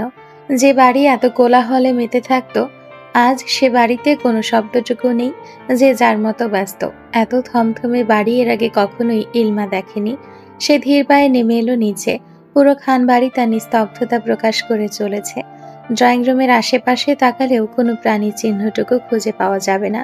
হঠাৎ হলোটা কি? এসব ভাবতে ভাবতেই সে বেরিয়ে গেল বাড়ি থেকে। তার চিরচেনা গাড়িটা নিয়ে বেরিয়ে পড়ল এই ক্লান্তিকর নিজস্বতা কাটাতে। তনুও কেমন চুপচাপ হয়ে গেছে। ইলমা জানে এটা ঝড় আসার আগেকার মুহূর্ত, যা বেজায় শান্ত এবং তুলনামূলক ভয়ঙ্কর। গাড়ি চালিয়ে অদূরে যাওয়ার ইচ্ছে থাকলেও তা আর সম্ভব হলো না। গুলশানের লেকের কাছে এসেই তাকে থেমে যেতে হলো। জায়গাটা যতটা বড় হোক না কেন, তার মনের কোথাও যেন এটা একটা ছোট প্রশান্তির জায়গা। একান্তে কাটানোর সময়গুলো হয় মধুর আর ভালো লাগার। তাই সেই একাকিত্ব সময়কে সঙ্গী হিসেবে সাদরে গ্রহণ করে নিল। তার এ ভাবনায়ও ভাটা পড়ল। কোথা থেকে বিশাল বড় একটা গাড়ি এসে থামলো তার থেকে কিছু হাত দূরে। ব্যাপারটা বুঝতে না পারলেও আন্দাজ কিছুটা করে ফেলেছে সে। এটা যে কে হতে পারে এ সম্পর্কে সে অবগত। গাড়ি থেকে ধীর পায়ে নেমে এলো গাড়ির মালিক। মালিক এগিয়ে আসতে আসতে তার চেহারা স্পষ্ট হতে শুরু করে দিল। পরিচিত মুখ দেখতে পেয়ে তার উপর এ অসময়ে অনাকাঙ্ক্ষিতভাবে এখন কি আর মেজাজ ঠিক রাখা যায়? আগন্তুক এগিয়ে সামনে এসে দাঁড়ালে ইলমা তেতে ওঠে। সমস্যা কি আপনার?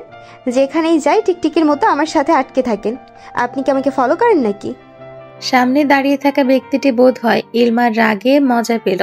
সে তার অথরের হাসি বজায় রেখে বলল, এই উদয় মাহাতাব উজ্জ্বল কখনো কারো পিছু নেয় না। ঘটনাক্রমে সামনে পড়ে গেলে আমার কি দোষ? ইলমা কপালে ভাঁজ ফেলে বলল, না, আপনার কোনো দোষ নেই। সব দোষ আমার। আমি কেন বাড়ি থেকে বের হয়ে আপনার সামনেই পড়ে যাই? এরপর আমাকে দেখলো আর আপনি আমার কাছে আসবেন না, নয়তো আমার পাপা বা ভাইয়াকে সবটা বলে দেব। উজ্জ্বল বাঁকা হাসল। কথাটা যে তার কোনো গায়ে লাগেনি সেটাই বোঝাতে চাচ্ছে সে। ইলমা বিরক্ত হলো সে হাসিতে। পাশ কাটিয়ে চলে যেতে নিলে উজ্জ্বল পিছু ডাকলো তাকে। এক কাপ কফি খেতে পারি আপনার সাথে, মিস ফায়ার কুইন? ইলমা ঘুরে তাকিয়ে রইল উজ্জ্বলের দিকে। ভ্রুকুচকে জানতে চাইল, কেন? আমার সাথেই কেন? আমরা কি একে অপরকে চিনি? চেনা জানা তো অবশ্যই। যেমন? উজ্জ্বল বুক ভরে দম নিয়ে বলল, এক সময় আসছিল আমার অনেক কাছের কেউ। এরপর কথাবার্তা না হলেও সে কিন্তু আমার পরিচিত। আমি বাইরে থাকাকালীন আমার বাবা মাহাতব গ্রুপের বিজনেসটা দেখতেন। মাহাতব গ্রুপের সাথে খান গ্রুপের বন্ধুত্বের সুন্দর বন্ধন ছিল তখন। সামান্য ভুল বোঝাবুঝিতে তা শেষ হয়ে যায়। তাই বলে কি আমি তাদের চিনি না? আমি কিন্তু এত কিছুর পরেও সব ঠিক রাখতে চেয়েছি, কিন্তু আদ্রি সেটা চায়নি। খান গ্রুপ পাশে না থাকলে মাহাতব গ্রুপ ডুবে যাবে, এটা ভাবা ছিল তাদের সবচেয়ে বড় ভুল। ইলমা এত কিছু জানতো না। এসব জেনে উপকার বলে কিছু কি তার হবে? তাকে এসব কেন বলছে উজ্জ্বল? সে উজ্জ্বলকে পাল্টা প্রশ্ন করল, আপনি আমাকে এসব কেন বলছেন? উজ্জ্বল ইলমার সামনে দাঁড়িয়ে মুচকি হেসে বলল, আমি সকল হারানো সম্পর্ক ফিরিয়ে আনতে চাই। তার জন্য কারো সাহায্যের প্রয়োজন, যার মাধ্যমে আমি আবার খান বাড়িতে প্রবেশ করতে পারবো। সবাইকে বোঝাতে পারবো একটা মিসআন্ডারস্ট্যান্ডিংয়ে সব শেষ হতে পারে না। আর তার জন্য আমার আপনার সাহায্য চাই মিস ইলমা। ইলমা কপালের ভাঁজ আরো গাঢ় করে বলে উঠল, আমার সাহায্য? কিভাবে? আমার ফ্রেন্ড হবেন মিস ফায়ার কুইন। কি? উজ্জ্বল মুচকি হেসে মাথা নুইয়ে বলল, আমরা বন্ধু হলে আমি আবার খান বাড়িতে ঢুকতে পারবো। আমাদের বন্ধুত্বও গাঢ় হবে আর সকল সমস্যাও সমাধান হবে। আপনি যদি আমার পরিবারের ক্ষতি করে দেন?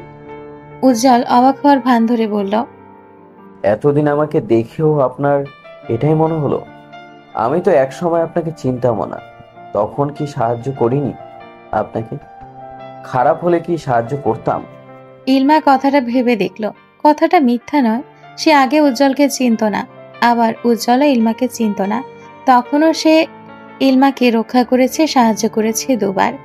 এমন ধরনের ব্যক্তি কি খারাপ হতে পারে? ইলমা সব বিষয় নিয়ে ভাবছে। আর উজ্জ্বল তাকে ভাবার সময় দিচ্ছে। কয়েক মুহূর্ত পর ইলমা উজ্জ্বলের উদ্দেশ্যে বাক্য বলে উঠল, আমরা কখনোই ফ্রেন্ড হতে পারি না মিস্টার উজ্জ্বল। কেন? উজ্জ্বলের সহজ উত্তর, আমাদের বয়সের অনেক তফাৎ। তাছাড়া যা শুনলাম আপনার সাথে আমাদের পারিবারিক সম্পর্ক ভালো নয়। আমি কিভাবে বিশ্বাস করব আপনাকে? উজ্জ্বল এবার অট্ট হাসি দিয়ে ইলমার কাছাকাছি এগিয়ে এলো, মাথা নিচু করে হাসকি স্বরে বলে উঠল, বিশ্বাস করতে শিখুন ফায়ার কুইন, কারণ অবিশ্বাসের মতন মানুষ আমি নই। বেশ, এখন বিশ্বাস করতে হবে না। যদি বিশ্বাস হয় তবে কাল এখানেই দেখা হবে। ভালো থাকবে। উজ্জ্বল সামনের দিকে কদম ফেলল আর পেছনে রেখে গেল অবাক হয়ে যাওয়া এক কন্যাকে, যে এখন দ্বিধায় পড়ে গিয়েছে কি করবে সে। আদৌ কি বিশ্বাস করবে উজ্জ্বলকে নাকি না? একা নিস্তব্ধ লেকের সামনে দাঁড়িয়ে এ কথায় ভাবতে ভাবতে তার সময় চলে যাচ্ছে। অপরদিকে গাড়িতে প্রবেশ করে নিখিলের দিকে তাকালো উজ্জ্বল। নিখিল প্রশ্নবিদ্ধ দৃষ্টিতে তাকাতে উজ্জ্বল বাঁকা হেসে বলল, আমাকে আঘাত করার কথা ভুলে গেলি নিখিল? আমি কিন্তু ভুলিনি। আর আয়েশের দেওয়া একটা কথাও নয়, প্রত্যেকটা আঘাত অন্তরে গেঁথে রেখে দিয়েছি। খানবাড়িতে রক্তস্রোতের প্রবাহের চাবিকাঠি হলো এই তুলনা খান ইলমা। একে কাজে লাগিয়েই খান পরিবারে ঢুকে যেতে হবে। আর বাকিটা তো জানোই। নিখিল কথার বিপরীতে পাল্টা প্রশ্ন ছুড়ে দিল। মেয়েটা আপনাকে বিশ্বাস করবে তো স্যার? উজ্জ্বল প্রশান্তময় হেসে বলল, করবে করবে।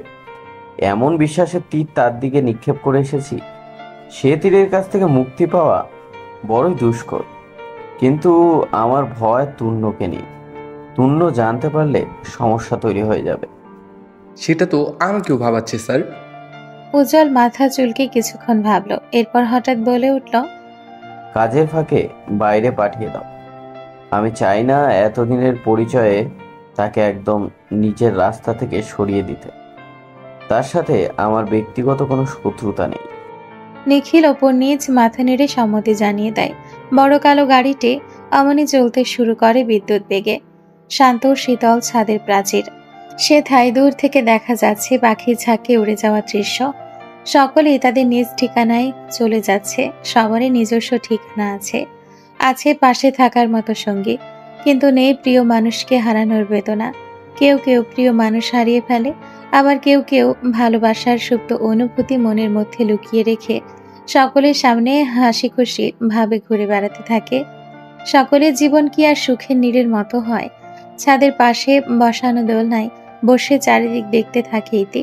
সকল কিছু পরিপূর্ণ হলেও কি যেন নেই তার জীবনে।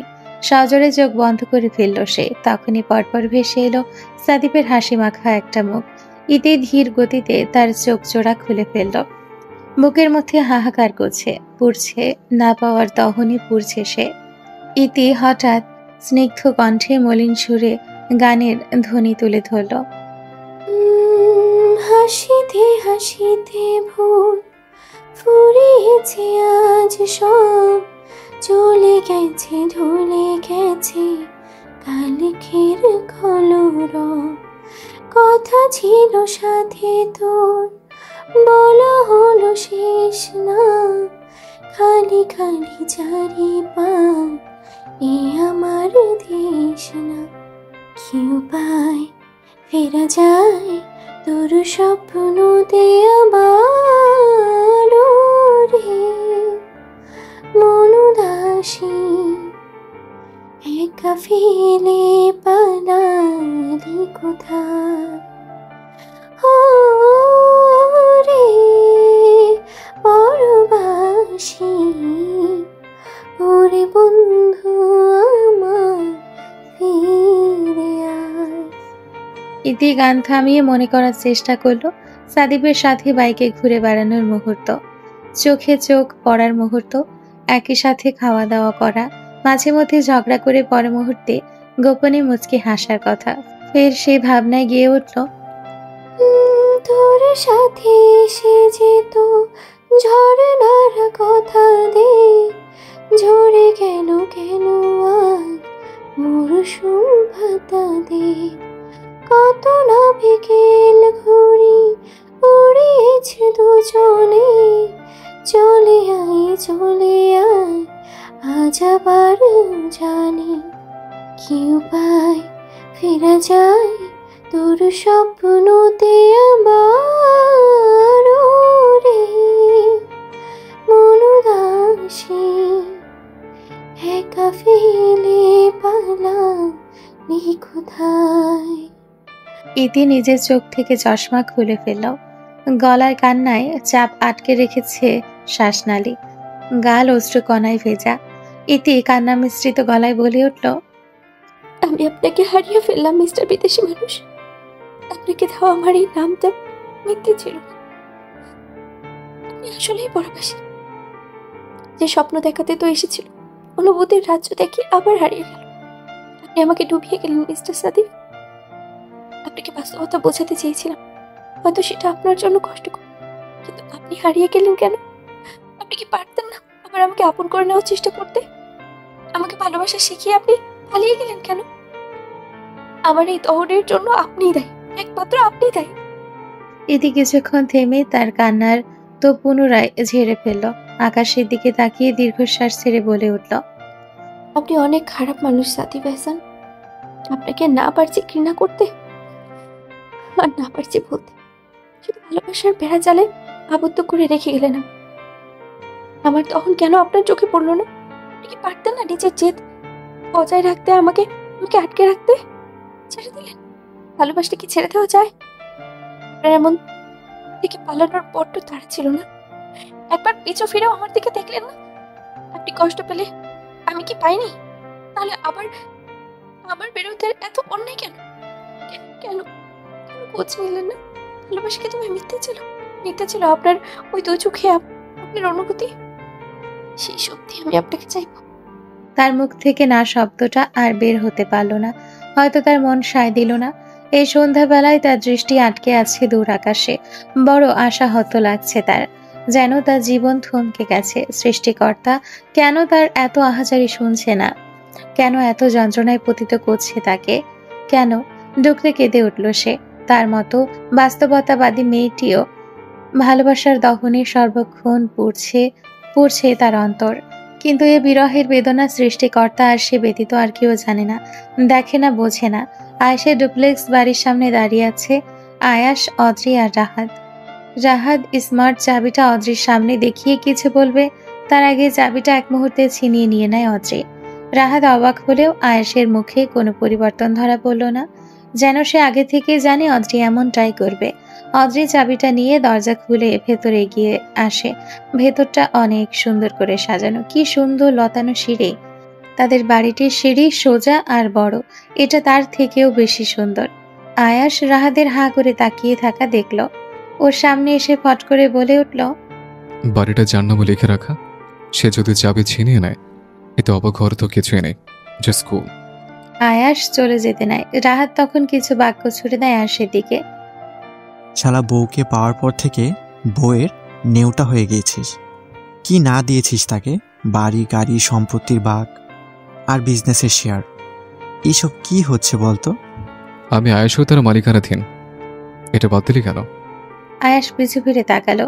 রাহাত কপালে ভাঁজ ফেলে তাকিয়ে আছে। তার চেহারা এমন যেন সে বেজায় বিরক্ত তার কথায়। রাহাত ফের প্রশ্ন করে বসল, এতই যখন দরদ, তখন খান গ্রুপ অফ ইন্ডাস্ট্রি নিয়ে লড়ছিস কেন?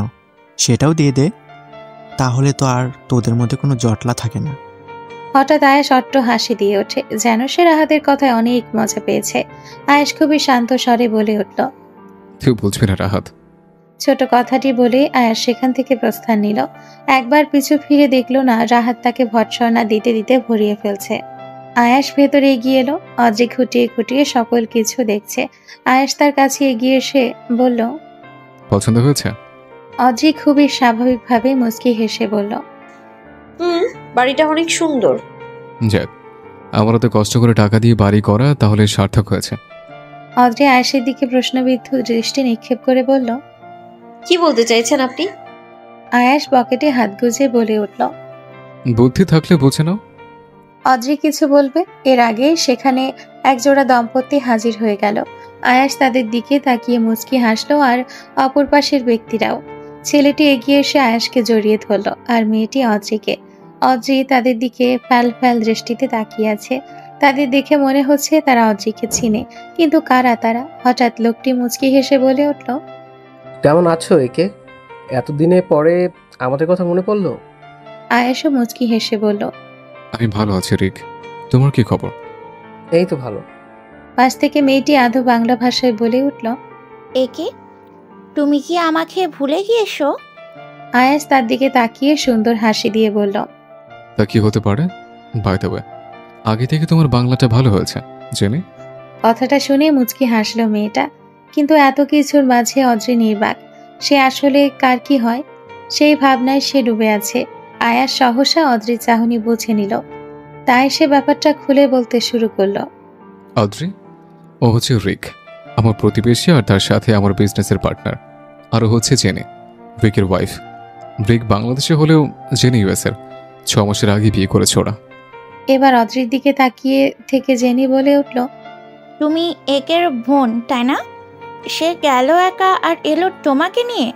Good, very good. অদ্রির মাথায় একটা কথাই ঘুরছে, সেটা হচ্ছে এই বোনটা কি।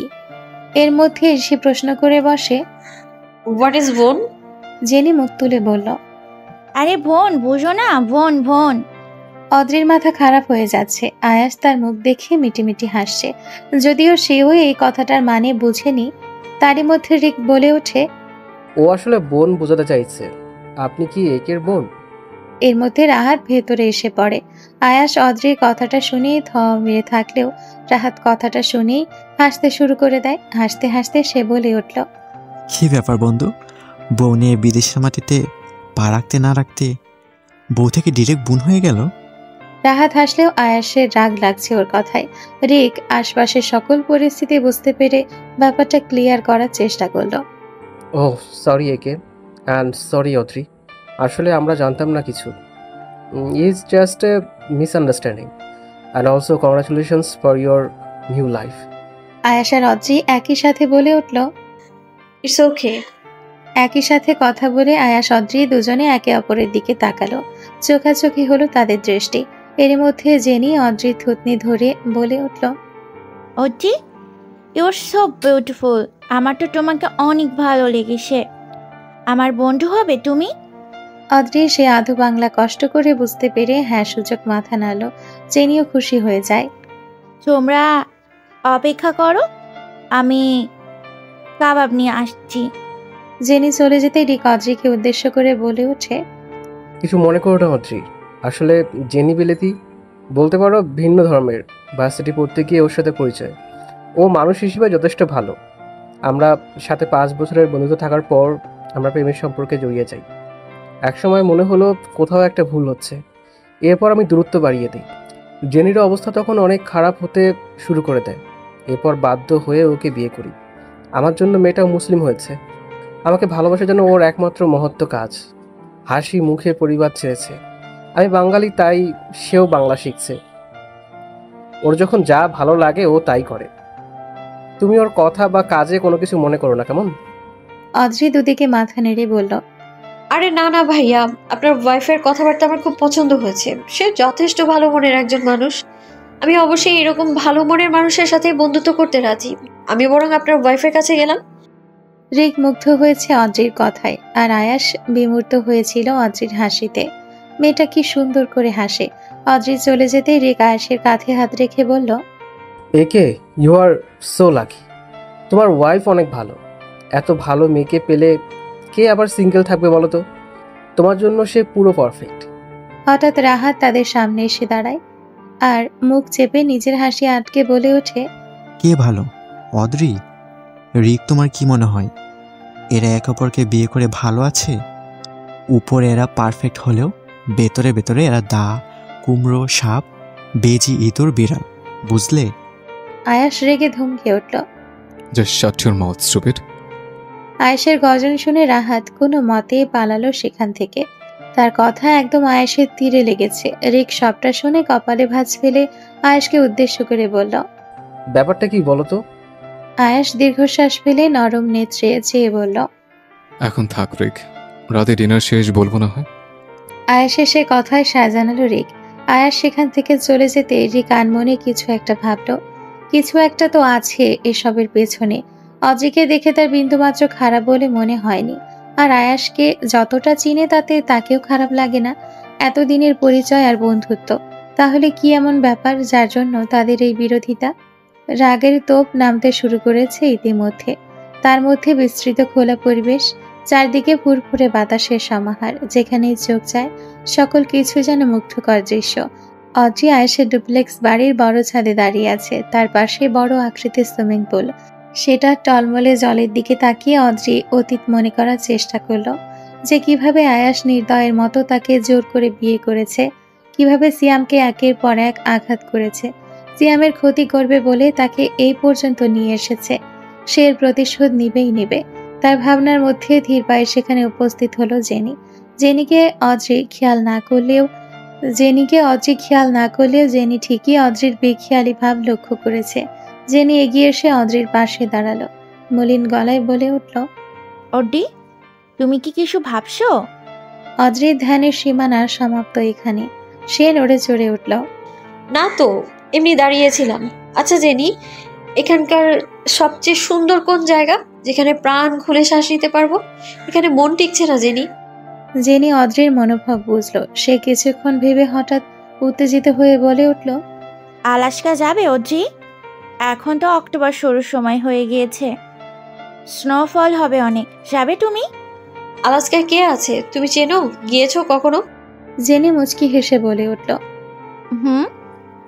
আলাস্কায় আমার বাড়ি রয়েছে, আমার মম ড্যাড আছে। বিয়েটা মেনে না নিলেও এখন আমার খোঁজ নেয়। ভাবছি যাবো, আবার গিয়ে সব ঠিক করে ফেলবো। অদ্রি জেনির মুখের দিকে তাকিয়ে রইল।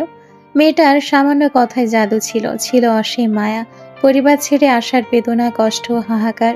অদ্রি জেনির কাঁধে হাত রেখে বলল, তুমি গেলে আমিও যাবো আলাস্কায়, তবে আমাদের কি নিয়ে যেতে হবে? রাজি হবে?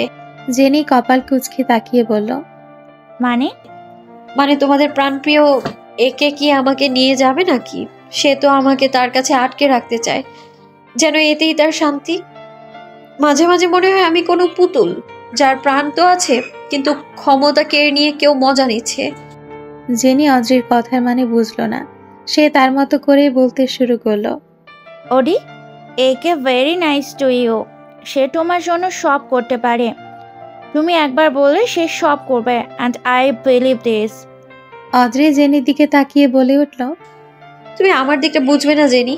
সে ভালোবাসে নাকি আমি জানি না, সে তো শুধু মানুষের অনুভূতি নিয়ে খেলতেই জানে। নিজের স্বার্থের জন্য তো সব করতে পারে সে। তুমি বলো ও অবশ্যই তোমাকে নিয়ে বেড়াতে যাবে। একটা ফুল দেওয়ার যোগ্যতা যার নেই, সে নাকি আমার আবদার রাখবে। সে জানে আদৌ আমার কি কি পছন্দ? জিজ্ঞেস করো তো তাকে গিয়ে। জেনি অদ্রির হাত ধরে বলল, তুমি ফ্লাওয়ার লাইক করো Aussie, I also like it. শুধু পছন্দ করি বলে তো ভুল হবে, আমি ফুল অনেক ভালোবাসি। আর কে? অদ্রি তার কপালের ভ্রু জোড়া কুচকে বলল, আমি? কখনোই নয়। সে কি করেছে আমার জন্য যে তাকে ভালোবাসতে হবে? অদ্রি কথাটা বলে সেখান থেকে হনহন করে নিজ ঘরের দিকে চলে গেল। আর জেনি সেখানেই দাঁড়িয়েছিল। জেনি হঠাৎ তার ফোনটা কানের কাছে ধরে বলে উঠল, শুনলে তো তোমার ওয়াইফ কি বলে গেল? ফোনের অপর পাশ থেকে দীর্ঘশ্বাস ছেড়ে আয়াস বলে উঠল, শুনলাম। ওটির কথা শুনে তোমার অ্যাংরি হচ্ছে না? আয়াস মুচকি হাসল। সে হাসি জেনির চোখ অবধি পৌঁছালো না। আয়াস সেরকম ভেবেই বলল, আমি অদ্রিকে পাগলের ন্যায় কাছে চাইছি না। ভালোবেসে বললেও ভুল হবে, কারণ ভালোবাসা বিলীন করে দেওয়া যায়, কিন্তু আমার ওকেই লাগবে। আর ওর ভালোবাসার মৃত্যুর আগ পর্যন্ত শুধু আমার নামেই চাই। এটাকে যদি আসক্তি বলে তবে আমি তাতে আসক্ত। ও না বলছিল আমি তো জানি যে আমার জন্য কি। তুমি শুধু ওকে দেখে দেখে রাখো। ওটি কি কোনো ভালোবাসবে তোমাকে? আয়াস সেরকম ভাবেই বলল, বাসবে। ভালো যে ওকে বাসতেই হবে। আমি আয়েস যে অদ্রবিহীন শূন্য, দূরত্বের সীমানা আমাকে অতিষ্ঠ করে তুললেও আমার সুখের নীর হিসেবে ওকেই লাগবে। তাই ও আমাকে ভালোবাসতে বাধ্য জেনে। ওটি চাওয়া তুমি পূরণ করো না কেন? ছোট থেকে তার কোনো চাওয়া আমি পূরণ করিনি জানি। সে জানলে তো বলবে সে জানে না, এই কথা বলেছে। ও যে বললো ফ্লাওয়ার নিয়ে। আয়াস পাশের সিটে থাকা রিকের দিকে তাকিয়ে বলল, আমিও রিক বাইরে আছি। দেখো আমার তেজ রানী যেন ঘুমিয়ে না পড়ে। তার গিফট নিয়ে মধ্যরাত হলে আমি ফিরবো। গিফটস? Yes, gifts. জেনি দুদিকে মাথা নেড়ে গেল শুধু। আয়াস বলেছে মানে সে গিফট নিয়ে আসবে, তবে কি গিফট আনবে সে? এর মধ্যে আয়াস কল কেটে দিয়েছে। জেনির মাথার উপর দিকে সকল কথা চলে গেল। কে জানে কি চলছে তাদের মধ্যে। আয়াস স্টিয়ারিং এ হাত রেখে বাহিরে তাকিয়ে রইল, আর রিক তাকে পর্যবেক্ষণ করে সময় পার করে দিচ্ছে। পিনপিন নীরবতা কাটিয়ে রিক বলে উঠল, কি চাইছো একে? হঠাৎ জেনকে কল করে অদ্রির কাছে পাঠানোর কারণটা কি? আর কি গিফটের কথা বললে? কি চলছে তোমাদের মধ্যে তাও বুঝতে পারছি না। ডিনার শেষে আমাকে নিয়ে বেরিয়ে এলে, কিছুই তো বলছো না। আয়াস বাহিরে দৃষ্টি রেখেই বলল, আমার বউ আমাকে ঠিক কতটা অভিযোগে সাগরে ডুবিয়ে রাখতে পারে তা দেখার জন্য জেনেকে তার কাছে পাঠিয়েছে। আমার বউটা বড্ড অভিমানী আর জেদি, বুঝলে? তো বোঝাও তাকে, এখন তুমি তার স্বামী, তুমি যা বলবে সেই তাই করবে। এভাবে কোনো সম্পর্ক হয় বলো তো? এখানে আসার পর লক্ষ্য করছি অদ্রি তোমাকে কেমন করে দেখছে, যেন ওর তোমাকে সহ্যই হয় না। সত্যিই তো তাই। মানে? সে মানে বা জানে দুটোই।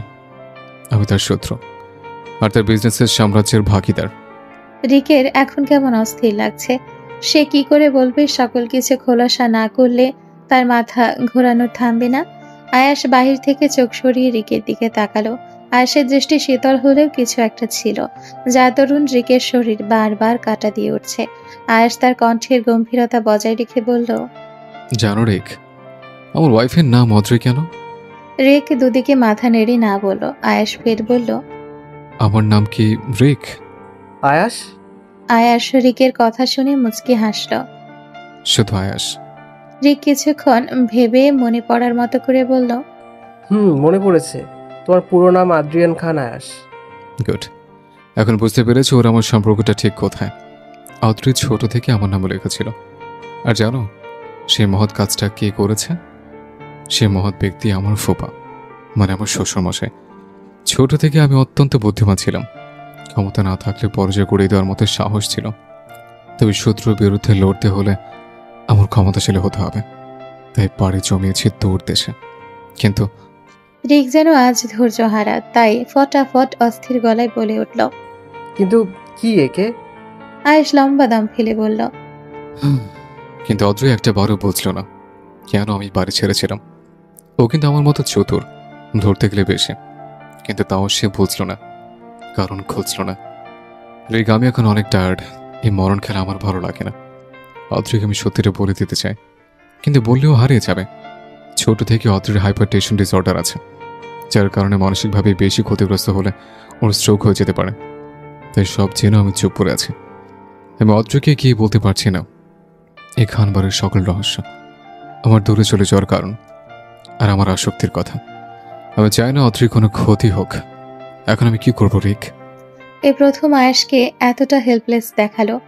রিক আয়েশের কাঁধে হাত রেখে আশ্বাস দিয়ে বলল, কুল ডাউন একে। আমি জানি না কি কি রহস্য এখনো বাকি, তবে আমি তা শুনতে চাই না। কারণ যে রহস্য তোমাকে ভেঙে দিতে পারে সেটা আমি জানলে অদ্রিকে বলে দিতে পারি। তার থেকে না শোনাই ভালো। তুমি তাকে কিছু জানিও না, তবে মন দিয়ে শুধু ভালোবাসাটাকে প্রকাশ করে যাও। আমার বিশ্বাস অদ্রি তোমায় ভালোবাসবে। কারোর জন্য এতটা পাগল হতে আমি তোমাকে কখনো দেখিনি। আর বুঝতে পারলাম শক্ত মানুষকে বেঁধে রাখতে পৃথিবীর একজনই শুধু পারবে, আর তা হলো নারী জাতি। আয়াস দীর্ঘশ্বাস ছেড়ে সকল অজানা কষ্ট লুকিয়ে নিল। মুখে হাসি বজায় রেখে বলল, আমি কখনো অদ্রিকে হারাতে দিব না রিক। দরকার হলে বেঁধে রাখবো, তাও দিব না। চলো বাড়ি ফিরে, তার আগে ছোট একটা কাজ আছে। কি কাজ? আয়াস মুচকি হেসে বলল, আমার ওয়াইফের জন্য ছোট্ট একটা গিফট নিয়ে যাব। তার সকল অপূর্ণ অভিযোগ আমি মাথা বেঁধে নেব আর তা পূরণ করব। রিক আয়াসের কথা শুনে হেসে ফেলল। মাই ফ্রেন্ড, তুমি দেখছি প্রেমের সমুদ্রে ডুবে যাচ্ছ। ওহ সরি, অলরেডি ডুবে গেছো। সাঁতার জানো তো নাকি? নয়তো কিন্তু মরে যাবে। আয়াস বাঁকা হেসে বলল, আমার মনের রানীর জন্য মরতে কবল রিক। ও বললে মরেও যাব, কিন্তু তার আগে ওকে আগলে রাখার ব্যবস্থা করব। এই ভাই, তুমি কি সিরিয়াস? না মানে মরে যাবে তো যাবে, এর আগেও বউয়ের কথা ভাবছো? বাহ, কি প্রেমের কাহিনী। শুরু তো হলো না, তবে খুব তাড়াতাড়ি শুরু হবে। কাল ভোরই আলাস্কা যাচ্ছে। হঠাৎ রিকের মুখের হাসি গায়েব হয়ে গেল। আলাস্কা যাবে মানে? কেন? আয়াস গাড়ি স্টার্ট করে রিককে টিপ্পনি কেটে বলল, যাচ্ছি তোমার শ্বশুর বাড়িতে। যদিও ইচ্ছে ছিল না, তবে আমার বউ যখন বলে দিয়েছে যাবে, তার মানে দুনিয়া উল্টে গেলেও তাকে আমি সেখানে নিয়ে যাব। আর তার সাথে তোমার জন্য একটা সারপ্রাইজ আছে। আয়াসের হাসি দেখে রিকের বুক কাঁপছে। সে জানে আয়াস সারপ্রাইজ দিবে মানে তা অনেক বড় কোনো জিনিস, যার ধাক্কা রিক সামলে উঠতে পারবে না। কি করবে সে? রিক আস্তে করে ঢোক গিলে ফেলল, যেন কিছুই নয়। আর অন্যদিকে আয়াস হেসে যাচ্ছে। কোনো গুরুতর পরিকল্পনা যেন সে কষে ফেলেছে নিজ মনে। শরীর থেকে পাটা সরাও বলছি, এটা ভদ্রলোকের বসার জায়গা, তোমার মতো গেও ব্যক্তিদের জন্য নয়। পিয়াসের কথায় সুহার ভাবভঙ্গি দেখা গেল না। সে নিজের মতো প্লেনের সিটে শুয়ে আছে, যেন পিয়াসের কথায় তার যায় আসে না। আর পিয়াস বিরক্ত মুখে সব সহ্য করছে, আর ধৈর্য রাখা সম্ভব নয় তার পক্ষে।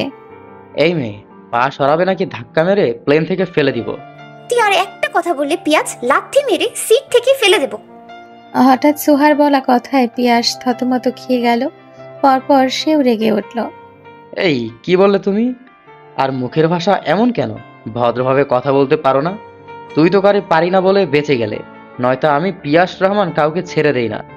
সুহা হঠাৎ সিটে পা তুলে উঠে বসল, আর পিয়াসের কলার টেনে তার মুখের সামনে এনে বিরক্ত মুখে বলল, তুই তুকারি করবো, কি করবি বল? আবার চুমু টুমু খেয়ে ফেলবি নাকি? লাভ নেই, আমি আর ভয় পাই না। শোন, আমার সবাইকে তুই বলতেই ভালো লাগে, কারণ তুই হলো ভালোবাসার শব্দ। সুহা পিয়াসের কলার ছেড়ে আবারও শুয়ে পড়ল, আর পিয়াস অবাক হয়ে সুহার মুখের ভাবভঙ্গি বোঝার চেষ্টায় নিয়োজিত হলো।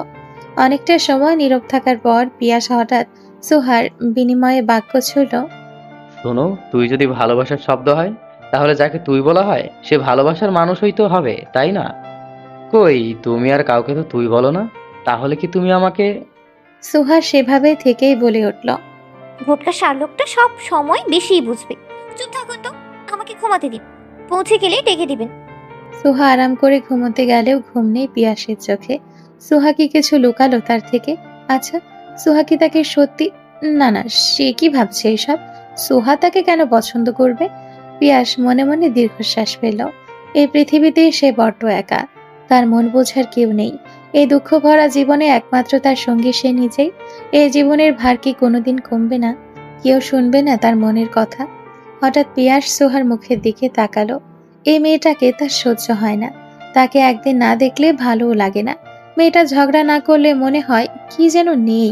আচ্ছা, এরকম হওয়ার পেছনে কারণটা কি হতে পারে? এরই মধ্যে সুহা আবারও পিয়াসের শরীরে পা দিয়ে ফেলল। পিয়াস রেগে কিছু বলতে গিয়েও চুপ করে রইল। এই মায়াভরা মুখ দেখে সে কি করে রেগে বলবে, পাটা সরাও? সুহার মুখমণ্ডল পিয়াস অনেকটা সময় ধরে খুঁটিয়ে খুঁটিয়ে দেখল। সারা মুখে মায়া ছাড়া কিছুই দেখল না, তবে মুখের ভাষাটা অন্যরকম। হঠাৎ পিয়াসের মনে হলো কালকের কথা। কাল সে লক্ষ্য করেছে অনেক কিছু। আচ্ছা, সুহার কি কোনো অতীত আছে? সে কি জিজ্ঞেস করবে, নাকি নিজ দায়িত্বে খোঁজ নিবে? এরই মধ্যে সেখানে একজন এয়ার হোস্টেস চলে এলো। পিয়াসের এই অবস্থা দেখে সে আঁতকে উঠল। কি স্যার, উনি আপনার শরীরে পা দিয়েছে কেন? সরি স্যার, আমি তাকে উঠাচ্ছি। এয়ার হোস্টেস সোহাকে ডাকার আগে পিয়াস হাত দিয়ে আটকে দিল। সোহা ইতিমধ্যে সত্যি ঘুমিয়ে গিয়েছে। পিয়াস এয়ার হোস্টেসের দিকে তাকিয়ে নিচু আওয়াজে বলল, সে ঘুমাক, সে আমার শরীরে পা রাখলে আশা করি আপনার সমস্যা হওয়ার কথা নয়। আপনি বরং আপনার কাজে যান। কিন্তু স্যার, আপনার যদি সমস্যা হয়? পিয়াস আবারও তাকে থামিয়ে দিয়ে বলল, সেটা আপনাকে ভাবতে হবে না। ভিআইপি কেবিন বুক করা হয়েছে তো, যাওয়ার আগে কেবিনের লাইটটা অফ করে দিন। আর হ্যাঁ, don't do disturb us. Air hostess মাথা নেড়ে বাহিরে বেরিয়ে গেল, আর যাওয়ার আগে এক পলক তাকিয়ে গেল তাদের দিকে। সে ভাবছে, এরা কি আদৌ কেউ কিছু হয়? হতেই পারে, না হলে কি কেউ এভাবে শরীরে পা উঠিয়ে রাখতে দেয়? অন্যদিকে সুহা নিবিড়ভাবে ঘুমিয়ে আছে। হঠাৎ পিয়াস সুহার মাথাটা তার কাঁধের উপর রাখলো, আর নিজ মনে বলে উঠল, ঘুমাও সুহা, তোমার অতীত জানা এখন আমার নেশা। আর সে অতীত ভুলিয়ে দেওয়া আমার দায়িত্ব, আর আমি দায়িত্বে সীমাবদ্ধ। কেন করব বা করছি জানি না, শুধু জানি তোমার অতীতের জন্য আজ তোমার এই অবস্থা, নয়তো তুমিও সকলের সাথে ভদ্র হতে পারতে।